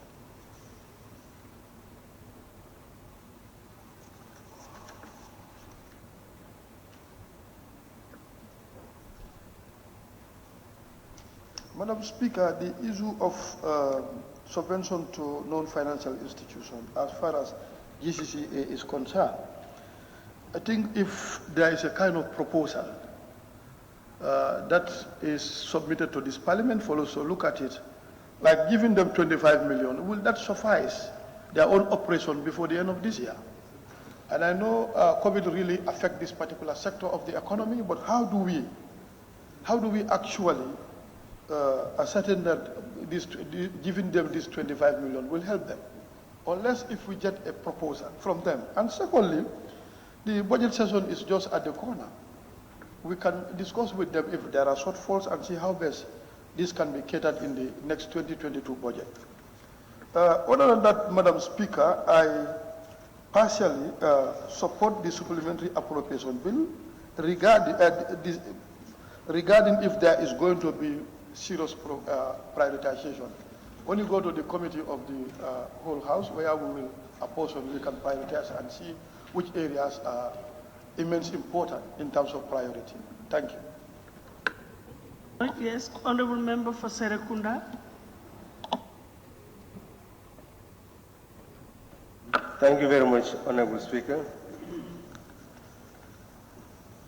Honorable Speaker, there is development policy and there is development practice. We are just simply debating policy, but then considering practice. The supplementary appropriation is premised on a constitutional requirement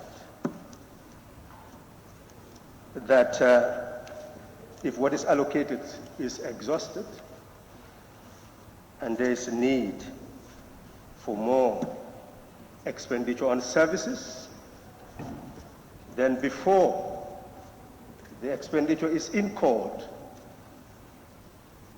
the mover must come to this body to seek approval. If there is need for the purpose of which no allocation had been made before, then that need could be tabled, laid before this National Assembly for consideration. That is precisely why the Minister of Finance is here before us to lay the estimates for the supplementary appropriation being sought to carry out the certain expenditures that are before us. Prior to doing that, he has emphasized three key challenges: debt distress,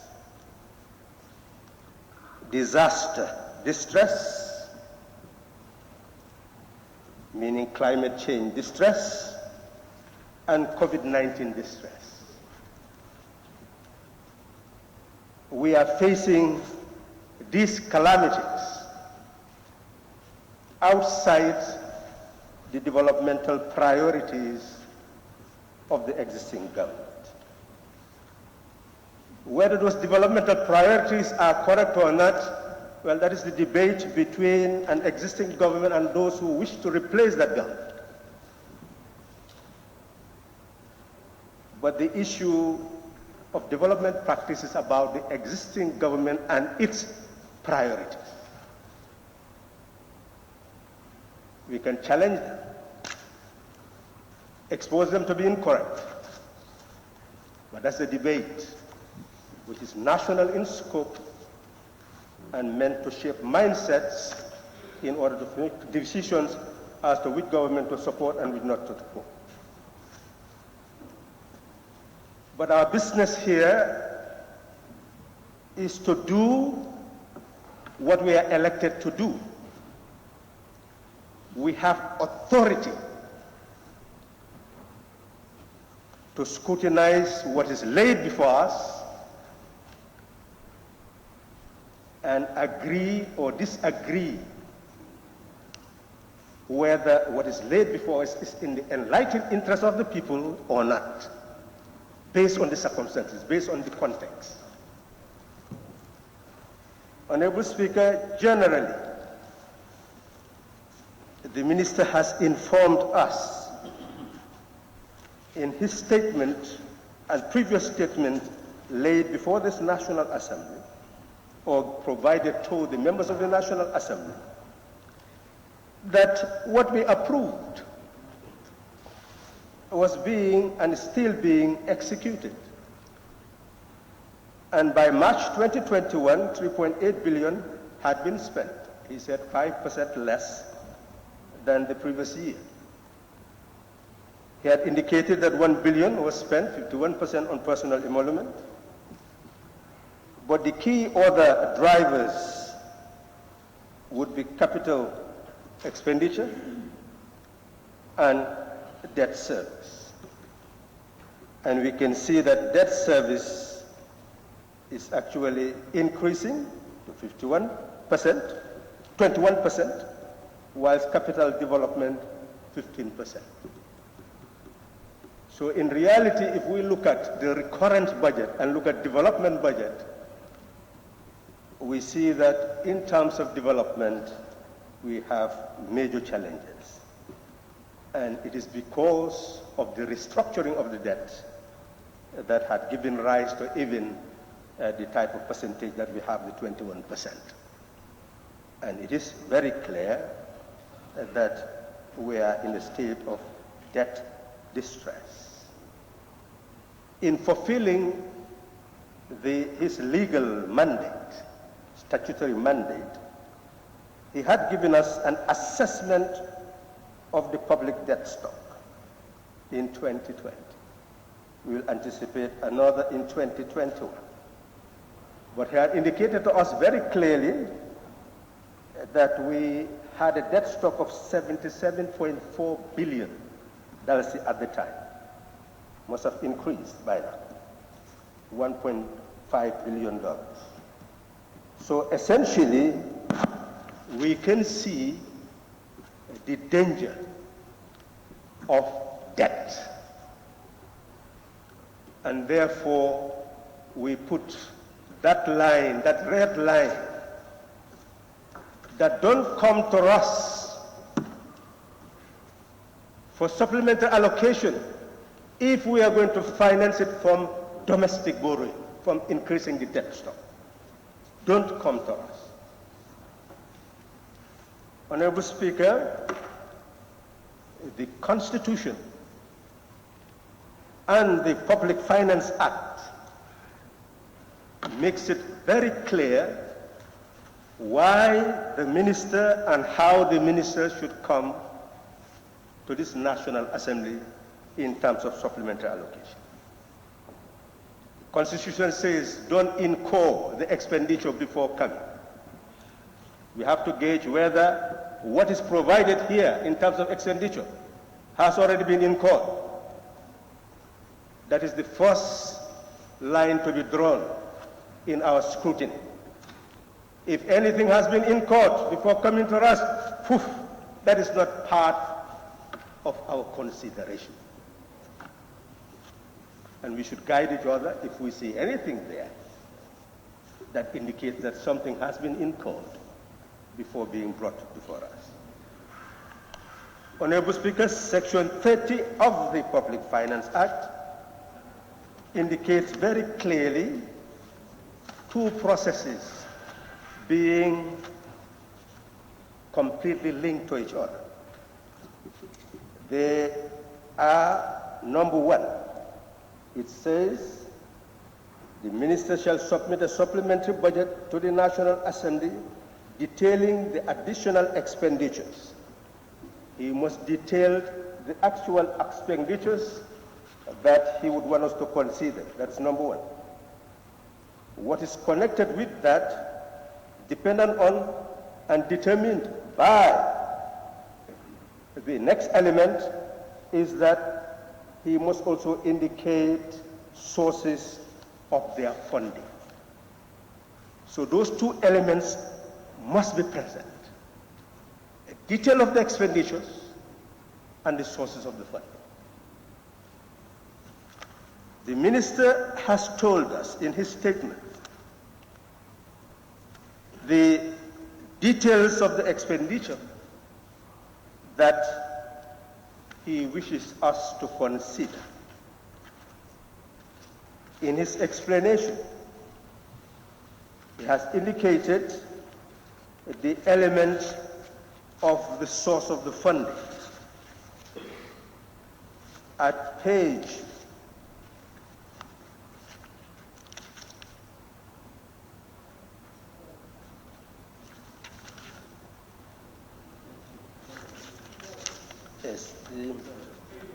12, he has indicated to us, paragraph 47, that cognizant of our debt situation, we intend to finance this SAP from the 1.5 billion revenue generated from the payment in relation to the execution of a termination clause in the contract signed between the government of the Gambia and British Petroleum.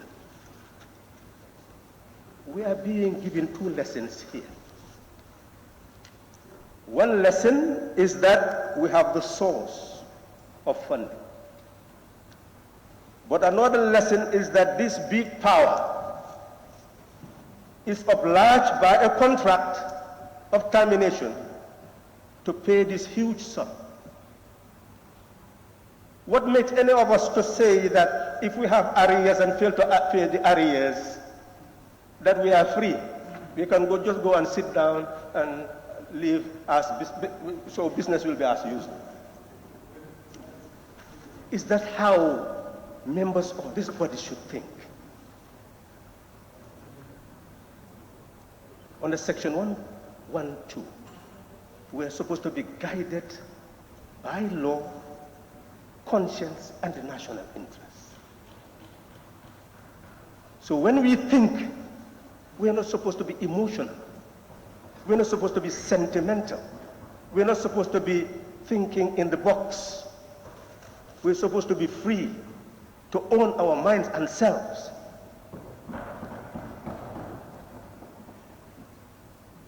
I'm not attacking anybody. I thought that I'm leaving a legacy here. I'm leaving no legacy, Honorable Judge. I'm just here.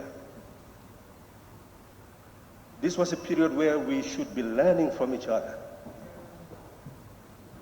to know how to do our job. We are doing a job. And we should do so with efficiency and effectiveness, Honorable Speaker. Honorable Speaker, it is very clear that these two elements on which our consideration should be situated are present: expenditure and the sources of funding. So what we need to do is to scrutinize what constitutes the expenditure which we are being asked to approve, so that ultimately it becomes the appropriation bill that we should pass to become law. We are told that the judiciary would need vehicles dealing with the revising courts. The judiciary is under-resourced.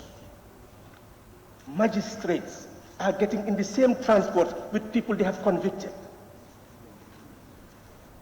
What can be more dangerous than that?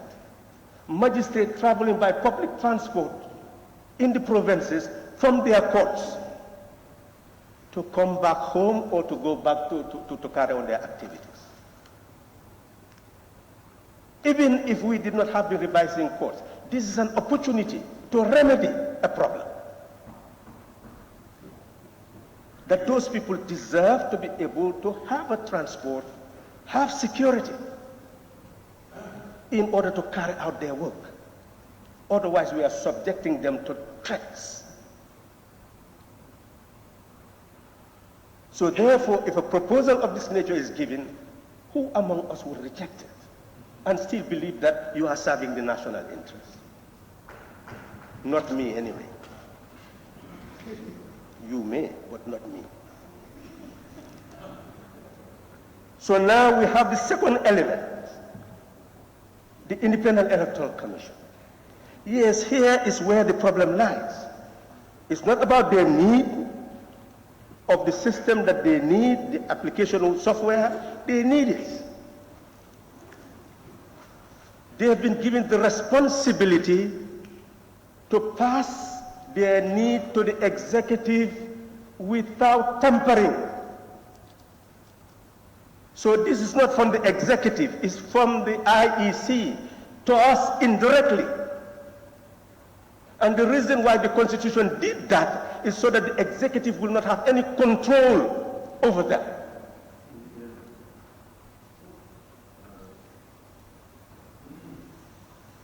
What investigations have we done before we approve the certificate of urgency? That's what you should have rejected and say, let us go and do investigation before we approve the certificate of urgency. But you've approved it. And we must continue all the way. Are we going to reject this and tell the IEC that the need assessment they made, we know better? What type of decision makers will we be? We cannot be self-righteous and invent facts and transform fiction into facts and make decisions based on those fiction. We make decisions based on facts. Either we investigate and know the facts, or we accept, because we have the power and they have no power but to request. But they have a duty to deliver free, fair, and genuine elections. What is missing, Honorable Speaker, is diaspora voting. How much did they need to carry it? Why didn't they include it in the SAP? That is a question we should ask. And that's a question the minister should seek to answer. By putting it back to them, that they are asking me, why haven't you included this in your own assessment, in your own request for SAP? Honorable Speaker, we want to know. We don't want this parliament to be complicit for the failure to respect the rights of our citizens to vote under Section 39 of the Constitution. They have a right. And we are not going to be seen to be part of those who violated that right. Let the problem go elsewhere. Somebody should accept the blame, not this National Assembly, because we are ready. I'm sure every member here is ready to approve a budget for diaspora voting to take place. I think so anyway. At least I am. So, Honorable Speaker, the next element is the Minister of Interior. Everybody is complaining. Crime is increasing, crime is increasing, crime is increasing. This sum is pittance. Our committees had gone to police stations. We have seen the cells. We have seen the suffering of the officers as well as those people who are detained. They do not eat proper meals. They are detained in congested environments. We're talking about COVID-19. They are under threat. The officers are under threat because they have to accommodate those prisoners. We should come to the rescue of this institution rather than just complain. From them, they said this is what they need temporarily to be able to manage the situation until we come to the actual appropriation, to reconsider how to finance our own security, finance law enforcement, finance crime prevention. That is what we are being asked. Honorable Speaker, I don't see there also who would say no. Let's not give this to the police and then dare complain about the increase in crime. I don't see it. Honorable Speaker, we come to the Ministry of Finance and Economic Affairs. It's just a custodian. It's just a name, but it's a custodian of the authority of the state in terms of entering into contracts. This, we are being told, is payment of arrears owed to the ECOWAS Bank of Investment. So we are part of the bank. We are paying our quota. Are we going to object to that? You should say we should carry out our oversight responsibility. Now that this is coming to us, it is now to find out more about the bank. Let the minister come and explain. What have we been gaining? Parliamentary question can be asked, how much have we paid so far since the establishment of the bank? That is our duty to know more about the bank, to ultimately determine whether we should continue to be part of it or we should find our way out of it. That is our duty. We have power to gather all the information. That's what oversight is all about. We're not doing it enough, but we cannot blame ourselves. This is a protracted struggle. The more we know how to do our jobs. And others will come and learn more if we leave a legacy. But unless we adhere to principles, we will leave no legacy and we will learn from no legacy. That we will learn from. We will not learn from any legacy. So, Honorable Speaker, there too, I don't see an element there. And moving to the next one is, again, Mr. Finance, on equity participation for the IDB, a bank which is said to be the main development partner of the country, because they are giving more than any other institution in the world. So are we going to say that we will not pay what is required? Then we move to the centralized services. Contingency security operation for the rest of the year by the police, immigration, this is what we are talking about, as well as to fund disaster management. So essentially, it is for us to determine, to ask for more information as to what they have done so far. But it is an item that merits our consideration, objective consideration, to see the money that is requested and how it is to be utilized to carry on those services. What I would say here is that it is contingency, and Section 154 of the Constitution provides for a contingency fund.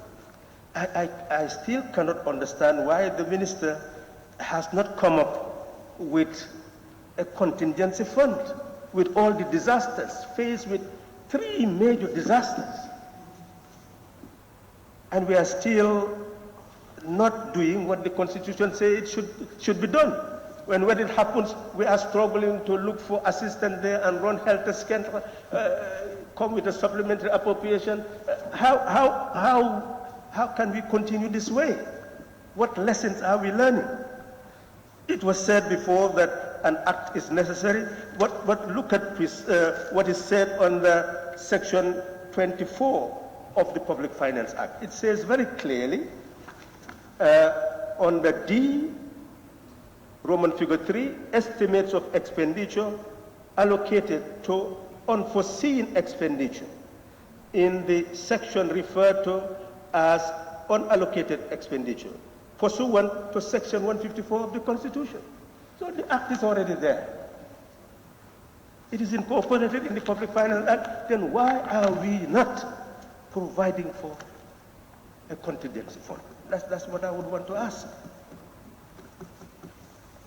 So essentially, we have the mechanism, we have the instrument, but we are not making very good effort in operationalizing them, not good effort in institutionalizing them. And acts, mechanism must be institutionalized. They must be operationalized in order for them to have effect. Honorable Speaker, then we move to the Minister of Works and Infrastructure, subvention to GCAA. Well, we can question. We've given them subvention, we are giving them subvention. We can ask the questions. But this is the institution responsible for air safety. And none of us can leave this country without air safety. Should we incapacitate them? Should we take those risks?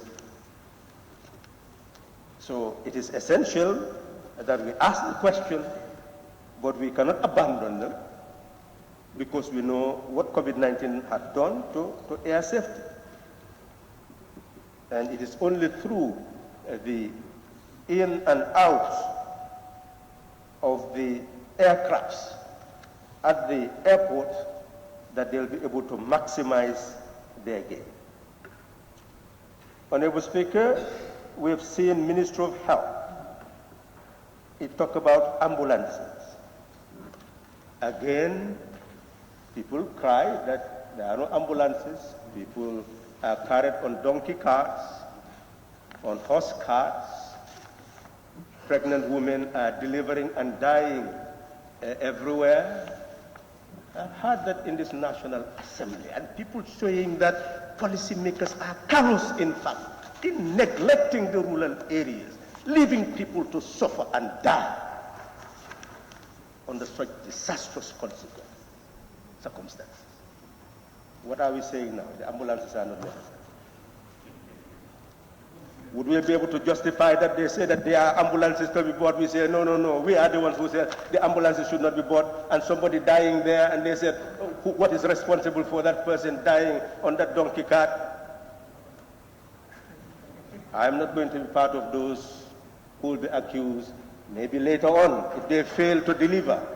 If those ambulances fail to serve, we say, we have given them ambulances. Why didn't they think about how to make sure that people don't pay for those ambulances to carry out their services? Yes, we can criticize the inefficiency, the callousness of those who refuse to think properly so that the services will be delivered with efficiency and effectiveness. That's when we'll have the moral authority to talk.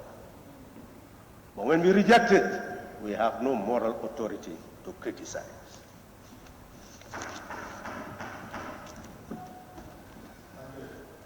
Honorable Speaker, the Ministry of Information, they're talking about elections. Yes, GRTS election. I will not be among those who will deny GRTS election, but I will say GRTS. I don't want to use that language, it will be unparliamentary. This institution is not covering us. There should be a live coverage of the sessions of this National Assembly, giving live coverage to TRRC. That's why people feel that nothing is happening here. People in the Gambia feel that this National Assembly is rubber stamped, is doing nothing but talking about skin bleaching. That's the mediocrity that has actually been given an image. And that image is us, that we are doing nothing for this nation. And the ministers know what this National Assembly is doing in guiding the way this country is governed. Every aspect of the development of this country has the stamp of this National Assembly. What is here before us today is precisely to approve budgets about roads. Yes, they can go there and say, yeah, it's this person or that person who brought you the road. Fine. But we know that if we do not approve this, it will not be delivered there. It is the collective work of those who are given the authority to govern that gave rise to all development in this country. And you can be proud, wherever any development takes place, be proud that you are part of it. So essentially, that is the vision of the Republic, to have institutions that are separate but work collectively to ensure that we deliver the services that our people need. So GRTS should know that they should cover this National Assembly. They should cover its committees so that people will know what is being done. They will educate the public in that way to know what parliamentary democracy is all about. They have failed in their responsibility in that regard. And we cannot continue to encourage them. So, Honorable Speaker, looking at the Ministry of Higher Education, are we going to say we will not pay this 50 million? Almost the teachers went, you heard what happened. Do we need to repeat that? Yes, it's more than that. You are talking about hundreds of millions. But they say they're just going to pay part. And still we are preventing demonstration because if we do not give them this money, your educational system will be wrecked. Are you going to be part of that? I'm not. Maybe you will be part of it. I certainly will not be part of that. I'll have moral authority to say, yes, we wanted to give, but other National Assembly said no, and they are the majority, and that's why it didn't happen. But I have an excuse, and excuse is bad. It's immoral to have excuse. We don't want to have excuse. We want to solve the problem of our country. We should not be able to sleep and see our country slipping into chaos. That's not good governance. So we've gone to the issue of development. That's the recurrent part. And every element there is an element that we have seen to be necessary. That is why it is put before us. The development is Ministry of Defense. Honorable Speaker, the Gambia has been involved in peacekeeping since 1990. Over 6,000 Gambians had participated in peacekeeping missions. And the reason why your army is where it is, and it is not as rebellious as should have been expected, is because of peacekeeping. Most of these soldiers who had gone to Darfur, police officers, security personnel, have fine self-contained buildings, small businesses, transport and taxis, and are actually maintaining the lives of their families because of peacekeeping mission.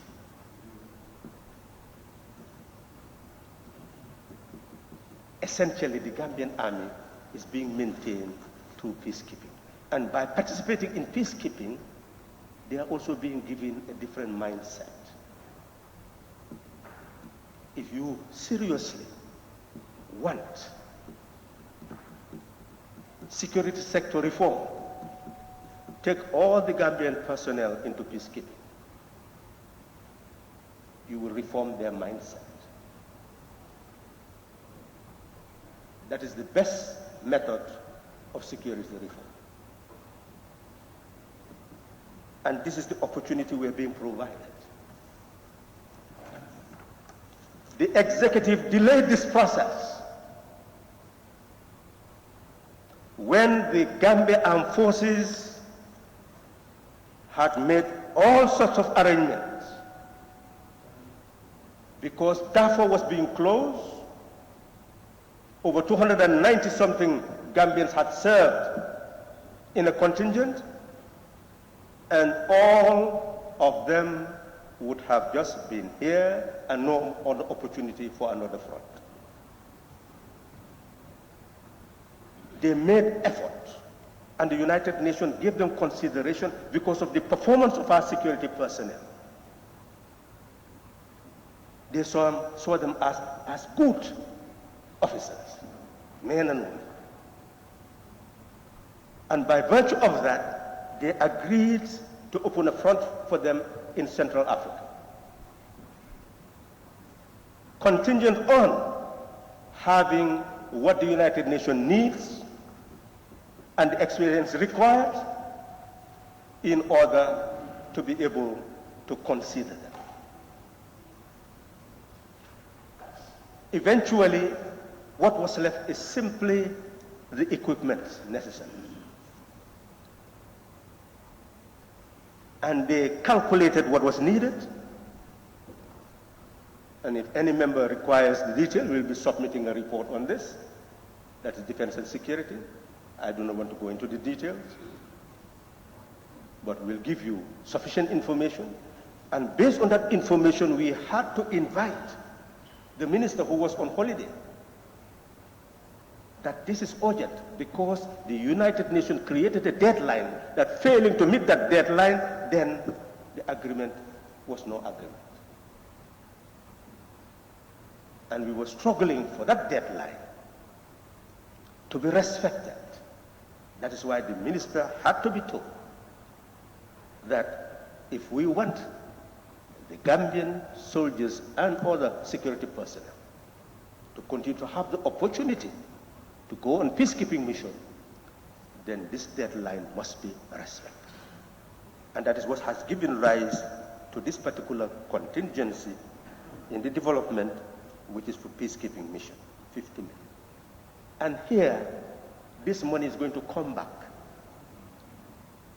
Because once they pay this and get the equipment they need, the materials they need, then the United Nations will be paying them. And the cost of the equipment will be included in the payment. So in actual fact, we are investing and not wasting resources. So if you need more than all the details, we have the details on that one to convince you that that is the way forward. Now you go to the Minister of Lands and Regional Government, that is the vehicles. Well, we can be academic about it and not be practical and feel that we don't like the deputy governors, so what is their role, what is their function, what is the function of a government? We can all trivialize the function of a government, of a deputy governor. But suppose you are a deputy governor and you don't have transport, government vehicle. How would you feel? Who created the deputy governor? It's a citizen of the Gambia. You created the office of governor, deputy governor. In my own political conception, I would never want to see a governor of a region. I would want to see a regional permanent secretary serving that ministry to carry out the government functions and monitor government services in a particular region. I would like to see that. And that there would be no political function. It would be purely an administrative function. But if you create these functions of governors, commissioners in First Republic, Second Republic, and half a republic. So, well, no, that's improper. Honorable Speaker, I withdraw. Because I have deep respect for my brother. I have deep respect for my brother. And he knows that I'm not talking about him. Because so essentially, Honorable Speaker, clearly there too, we can incapacitate people and let them sit in the offices and do nothing. Well, you decide. For me, I have no objection. I have no objection, certainly. But it's a function that I would have changed. A Minister of Transport works, here is what I was talking about. It's arrears. If you don't pay them, they will take you to court and you will pay them with additional fees. It's, same thing with arrears. You will pay. Go ahead and do it. Go ahead. Land compensation. Do you dare go and take the land of these people without compensation? In fact, we should be monitoring that compensation. We are told that that whole Banjo South has been taken over. Compensation has been paid. How much did they pay them? We should be interested. And the Banjul NAMs should really come together and investigate to try to find out exactly what was that compensation about. There are a lot of complaints. I know people who come to media houses and complain about compensation. And they have no power They do not have the means to go to a lawyer to fight a case. Even the method of compensation. Who did the assessment? And who did the negotiation? Sometimes a particular person will do assessment, negotiate everything. And people are helpless, so they accept. So clearly, we should be prepared to pay the compensation, and I don't see what objection I would have on that. The arrears again. So, Honorable Speaker, I've looked at the supplementary estimates. As far as I'm concerned, there are certain things missing. The expenditure for diaspora voting, I want to see it there.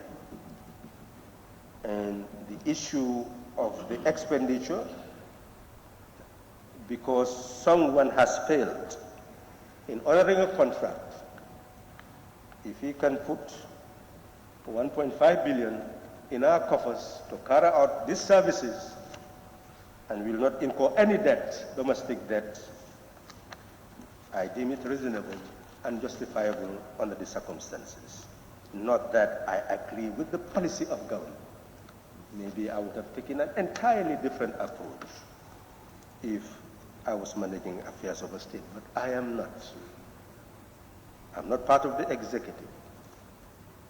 This is the vision of the executive, and if, under the circumstances, in this context, this is what they deem to be necessary to be able to add value, I would not object to it, because it will give me the moral authority to say, yes, you brought to us what you deemed fit, we've given it to you, but look at the result. I will be able to have the moral authority to criticize the results. Thank you. Thank you very much. Honorable Member for Fonyi Jarol. Thank you very much, Honorable Speaker, for giving me the opportunity to have my part in the debate. First of all, I just want to make things clear that, I mean, we are all free to our opinion. Please, order. One meeting, please. Thank you. And we are all free to our opinion, to scrutinize, and to come up whatever we think is right for you to say about the document. First of all, I thank the Minister for coming up with this SAP, which is in order, as in your introduction. It is the legal requirement for you to bring this for approval, and then if there is a need which is not captured in the first the act, it can be brought again for approval. You are in the right direction. But again, going by the document of the supplementary, I don't have that much to talk. I only have areas where I would like you to help me to understand. Because I know whenever it is supplementary, it means you need something to make whatever you planned to go successfully. First of all, with the recurrent expenditure on judiciary, from the Ministry of Judiciary, you have vehicles. These vehicles, to me, I would want to know how many vehicles do we need for this 15 million for the operationalization of the revising courts, so that at least someone can judge to say, does it need, or is it a need for having this number of vehicles so the remark column? And then the same ministry again the operating costs, like you said, is for an authorization of the revised courts, induction and training of magistrates, renovation or provincial makeshift courts, logistics court operations. To me, I would want you to help me to know this renovation. How much is it going to cost? And then the training. How many magistrates are you training? Because to me, if I don't know the number, it may be very difficult for me to calculate to say whether these numbers or figures that you have given will suit the purpose. Because we don't want to go in a situation where after giving out these figures and then tomorrow there's maybe shortfall somewhere. So I would want to know. And like in the Independent Electoral Commission, you said the line item is application software system and license. And then you said shortfall the voter registration software applications. There I don't understand. I'm a layman in IT. I would want to know what is their shortfall for the voter registration, because voter registration have already been done. Now I don't know, maybe if there is supplementary, maybe it could be. But what do they need actually? And again, when we come to Ministry of Interior, here with your statement on bullet number 35, sorry, this is 38 rather. You said, furthermore, if I may read on their permission, as we are all aware, the security situation in the country has lately been of grave concern to all Gambians. It is in this regard that the security sector, mainly the Ministry of Defense, and I don't know the spelling, and the Ministry of Interior have taken prudent steps to address this worrying trend of armed robberies and related criminal activities. Okay, now if you come to the recurrent expenditure, what you are telling us, to my understanding, from here, from your statement, still now I don't know where the fund is, because you are telling us how serious the crimes are in the Gambia here. And here you said, Ministry of Interior subvention to non-financial public, that is $3 million for honorarium, for DLAG, that is Drug Law Enforcement Agency, personnel. How many personnel are these people? And you said on the recent drug seizures, also their monthly subvention was increased from 9 million to 12.5 million to further motivate the staff.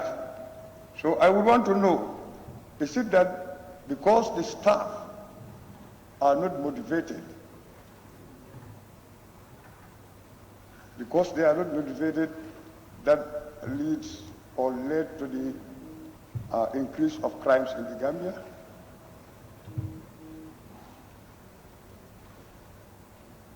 I would want to know that, if that is the link. Because here, to me, what I wanted, or what I thought should have been, is what mechanisms or what measures can be taken to remedy the crime rates, rather than, giving motivation. Fine, it's not bad to give motivation to your staff, but then how many staff or workers in the Gambia need motivations, and they are not giving motivations?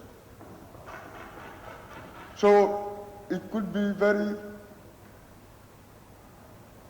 how would I say, it could be very discriminative how other sectors will see you. Like we have had teachers still complaining of maybe certain allowances, salary increasement, some workers and the like. But now if we are saying we are giving this amount to this sector for motivation, are you not going to be seen as somebody who is biased with others? So that's my point. I want you to help me to clarify. And if you add this 3 million to 12.5 million, and then that will give you almost about 15 million. Am I not right? So this 45, 15 from 45, you have almost about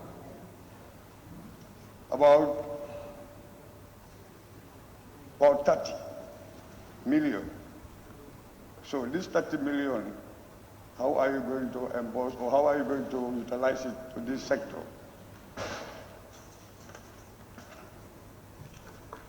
And again, my areas of concern, decentralized services. You have also mentioned contingency security operations for the rest of the year. Are they not part of Interior? Are they not under Interior, the police and the immigration? Now we go to Minister of Works, sorry, yes, no. Here, Minister of Health is fine. That one, because our life is very important. You cannot rule a nation without people. It is people that you rule, so their health care is very important. On that side, I have no objection or no doubt to ask. We go further again. Ministry of Higher Education, Research, Science and Technology. If you go by your statement, you are mentioning or you mentioned of about 100 million, and now you are giving them 50. And we know in any country, education is key. Like there's a proverb which says, if you think education is expensive, try ignorance. So, we have to build up a better nation for tomorrow, so that maybe they will not be like my time. A nation that has no educated elites is always a nation that ends in chaos. So I would want you, if I'm going to give suggestion or give my input on what I'm going to say, at least if we cannot add plus 100, but the 100 mentioned, can we give them that so that at least, because they are in areas, students are in areas, and we all know if you are in area and it comes to the time of examination, if you are denied to sit to your exams, what happens? At the end of the day, you go without a good result. And that, again, is a setback to the nation. So I will appeal that at least we give a consideration to that. I come to Ministry of Lands and Regional Government. We have to be realistic. We have 5 months to go. Why can't we push this to the 2022 budget? We have 5 months to go. So that's my suggestion. Rather than buying this number of vehicles when we have other areas to solve. Like you talked of the pandemic, which is very serious. We all know. That's why we are all putting on masks. You know, how will you enjoy when you are sick? No.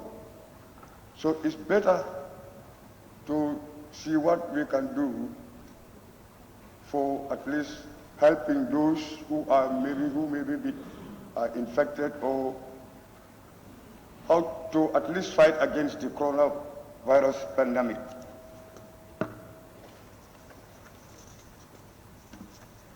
And again,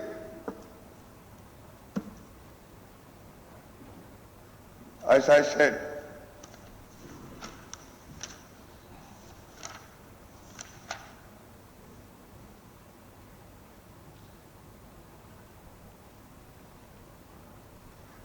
you said also in fulfillment of the requirement to conduct free and fair elections in 2021.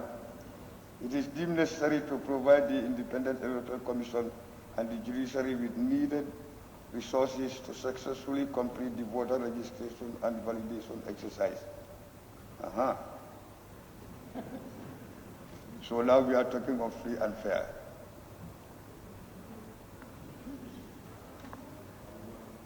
We are talking of free and fair. When there was a mess in 2016 elections. No. IEC announcing election results twice, and the counting is done in one place, spot counting. You're telling people you have a mistake. So we have to be very careful. On that note, thank you very much.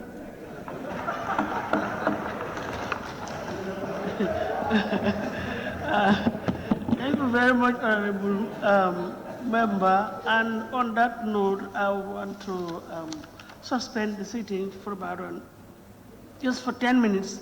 Let's take a short break, come back for an hour, and then go for lunch break.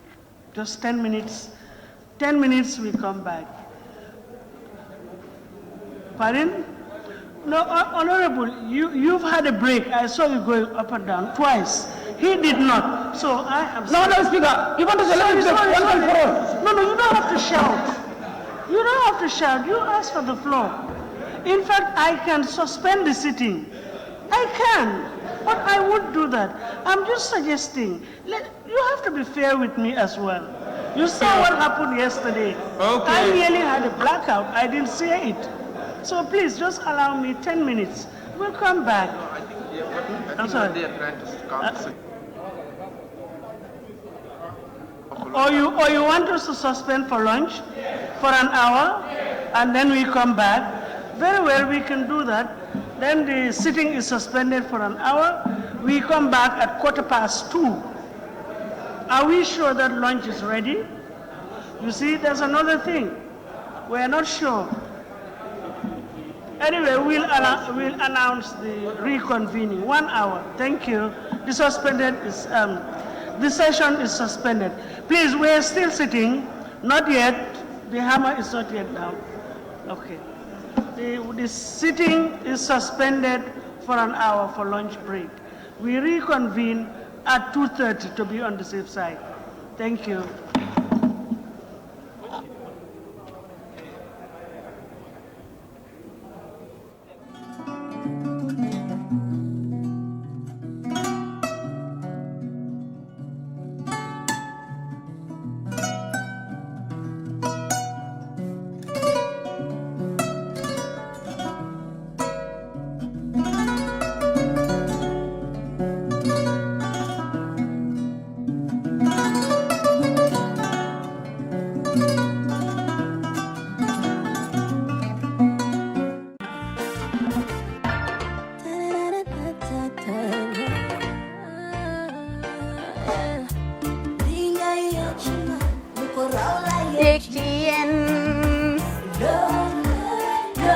Love like fire.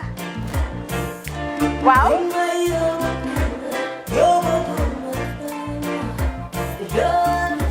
Love like fire. Xam ngeen rek affaire bi xam ngeen fan la?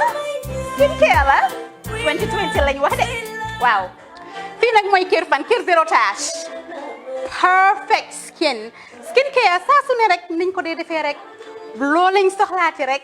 Maanaam bu ngeen am problème ci seen skin yéen xam ngeen fan la fii ngeen di ñëw suma xarit yeeg am di jàmm yi nga xam ne taas daf lañ sonaloon xam nga doon xeesal ba laka xum éneew ma lañ ko nag waaye just in case comme ni ko gars yi di waxee rek en cas just in case loolu xew xam ngeen fi ngeen di ñëw fii ngeen di ñëw Skincare Plus si baax rek la ñoo dox nag ay baax rek fu ne la ñoo dem ci réew mi di lañ indi rek nag products yu baax du Paris du Italie du USA du fi mu nekk nii sax boole nañ ci nag Sweden fu nekk lañ leen a indilee products bu dee tamit nag da nga ñuul rek ñu lay jamaa natural beauty that melanin dripping we do have stuff for you as well emuñ si skincare products rek ñu ngi ci cuub yi tamit fu ne la ñoo jaar in fact sax last commercial bi ñu defoon waxuñ leen woon ne dañoo dox ci ay kawar 9A grade rek nag waaw we do have bundles as well hair si lu ne la ñoo dox ñun ñu ngi ci rafetal jigéen rek luy taaral jigéen rek waaw boo leen di tukki tamit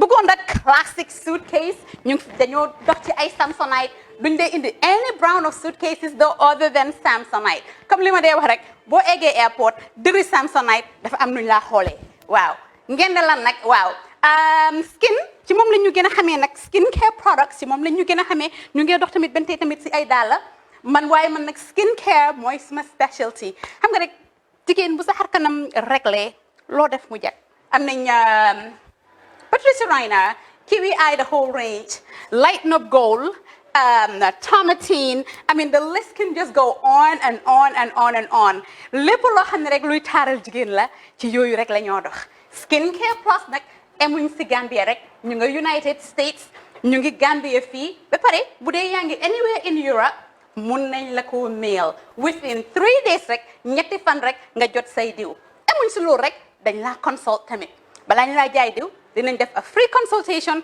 pour wax la rek exactly li nga xam ne moo méngoo ak sa kanam dinañ leen wax tamit ne rek am nañ perfumes fragrances men's shirts accessories we do dresses as well we do blouses we do shoes name it we do them Skincare Plus 2020 is our year of perfection zero task fi mu nekk nii réew mi fii kenn moo doon fi task kenn moo doon fi am problème kanam kenn moo doon fi am problème yu picca boo ko amee dafa fekk ne rek ñëwuloo ci place bi fii.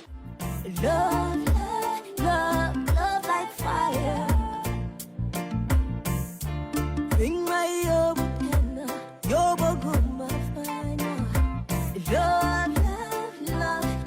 like fire.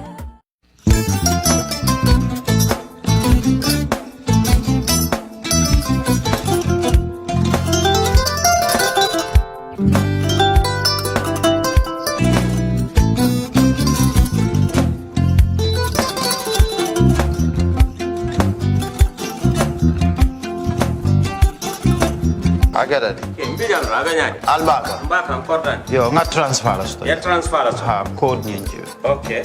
Korsa. Nsila ID soto. Ha, sa soto. Sorry. Agada di. Mbijan bro. Albaka. Mbaka. Bara alla service o tariaka. Ah, mbare. Mo ki janna nun kunu bara tariaka. Jannom yona forest de bureau. Gambia tonkon na lo mbari ya bere.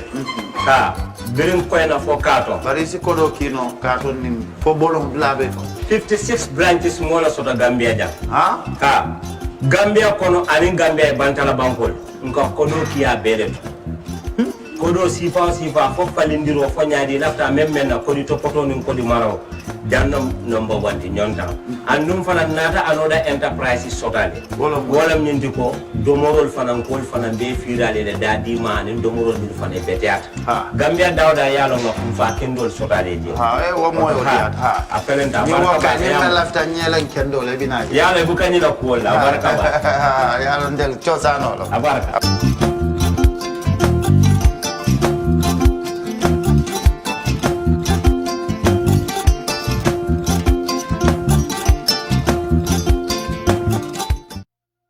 We live in a day and age where technology is creating a world without borders, filled with unlimited potential to improve the lives of the people around us.